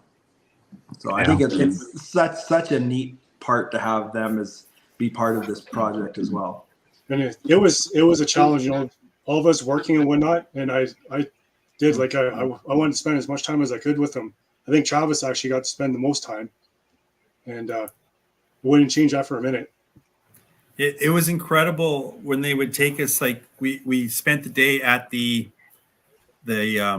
homestead of Alex Monkman, and when Stan and his wife was there, Stan was telling us about growing up in that same cabin and what it was like when he was a kid. And of course, he was born after Alex passed away, but he still spent a substantial part of his life playing with his cousins in that cabin, in the homestead and the barn. So getting to go in those buildings with him, it was amazing. Yeah, it was nice. Like I got to be there for that part of it, and it was nice listening to both Stan and Bev talk. Yes. That was kind of coming, being able to make contact with Bev Whalen was another big one too. Right, even after meeting Craig Aldy, she was in his documentary, and she had a name change, and I had no idea of it. And actually stumbled across it. That was through Charles Taw. Said, "Have you ever reached out to Beverly Whalen?" And I was like, "Who?" And he told me who she was. I said, "I think that's the same woman." And sure as shit, it was. Yeah. And all of a sudden, including her, reaching out to her, that opened up a whole nother avenue of a lot of stuff. She was the one that got us access to the Saskatoon church, all that stuff out there.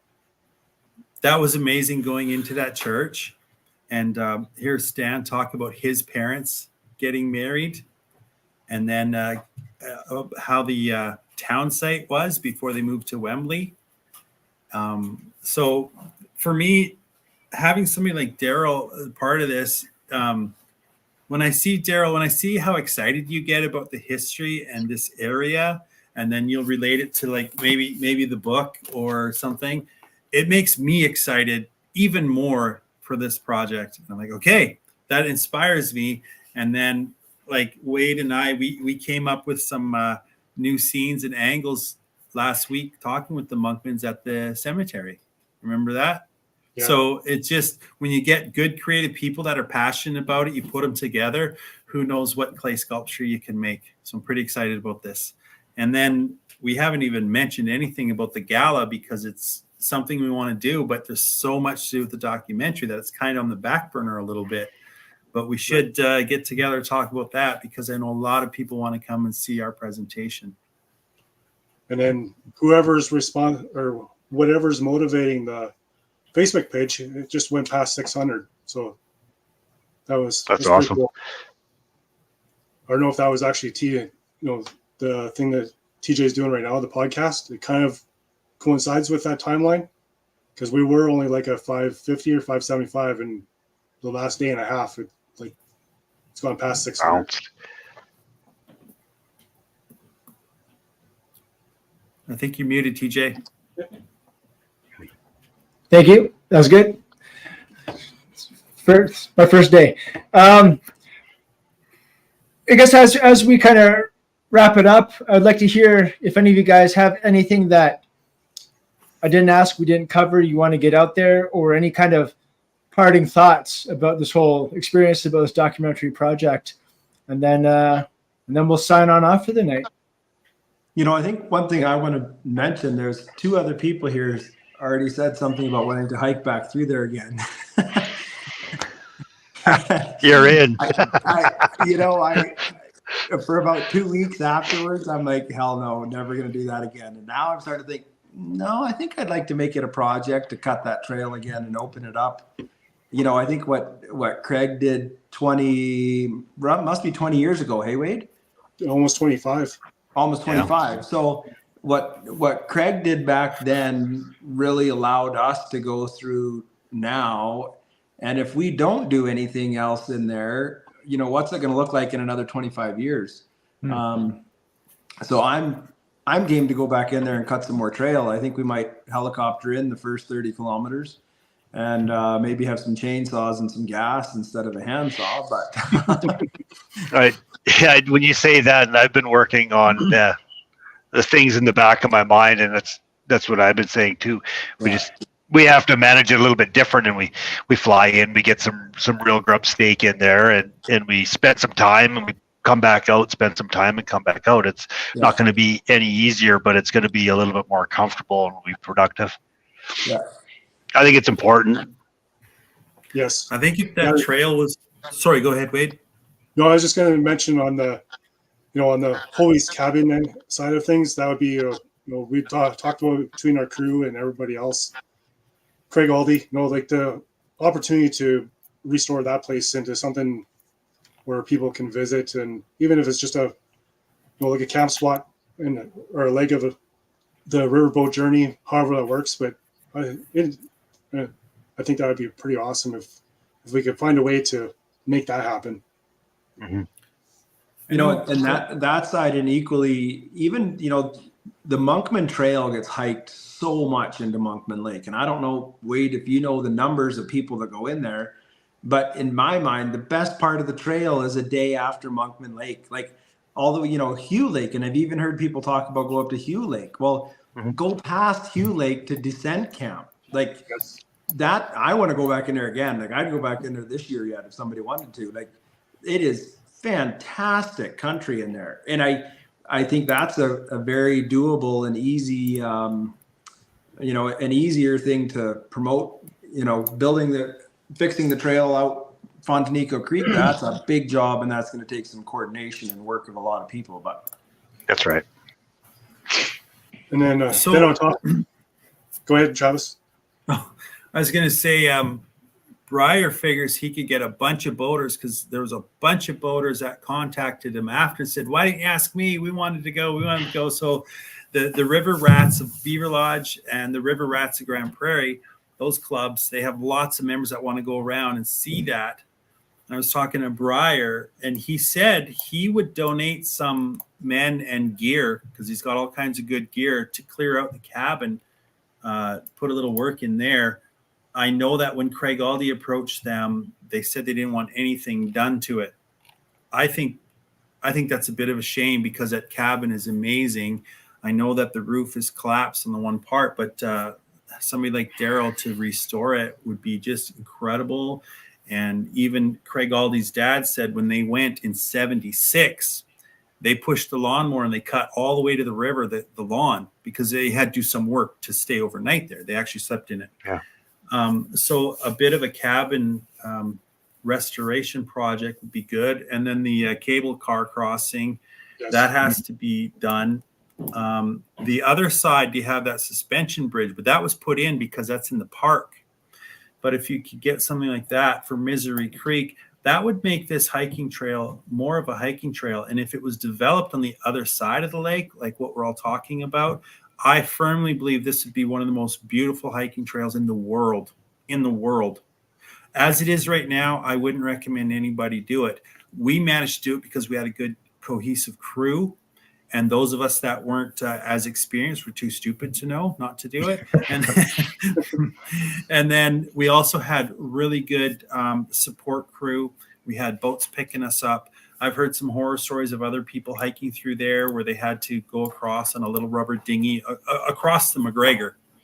So that's some things that the past could be. I know Stan and his wife, they would love a highway through there. That might be residuals from from Alex's dream. I personally have changed my mind on the highway. I would love to see it as a beautiful hiking trail. Maybe a quad trail. I don't know how they would do it really close in the river there on those banks. We had to scale up.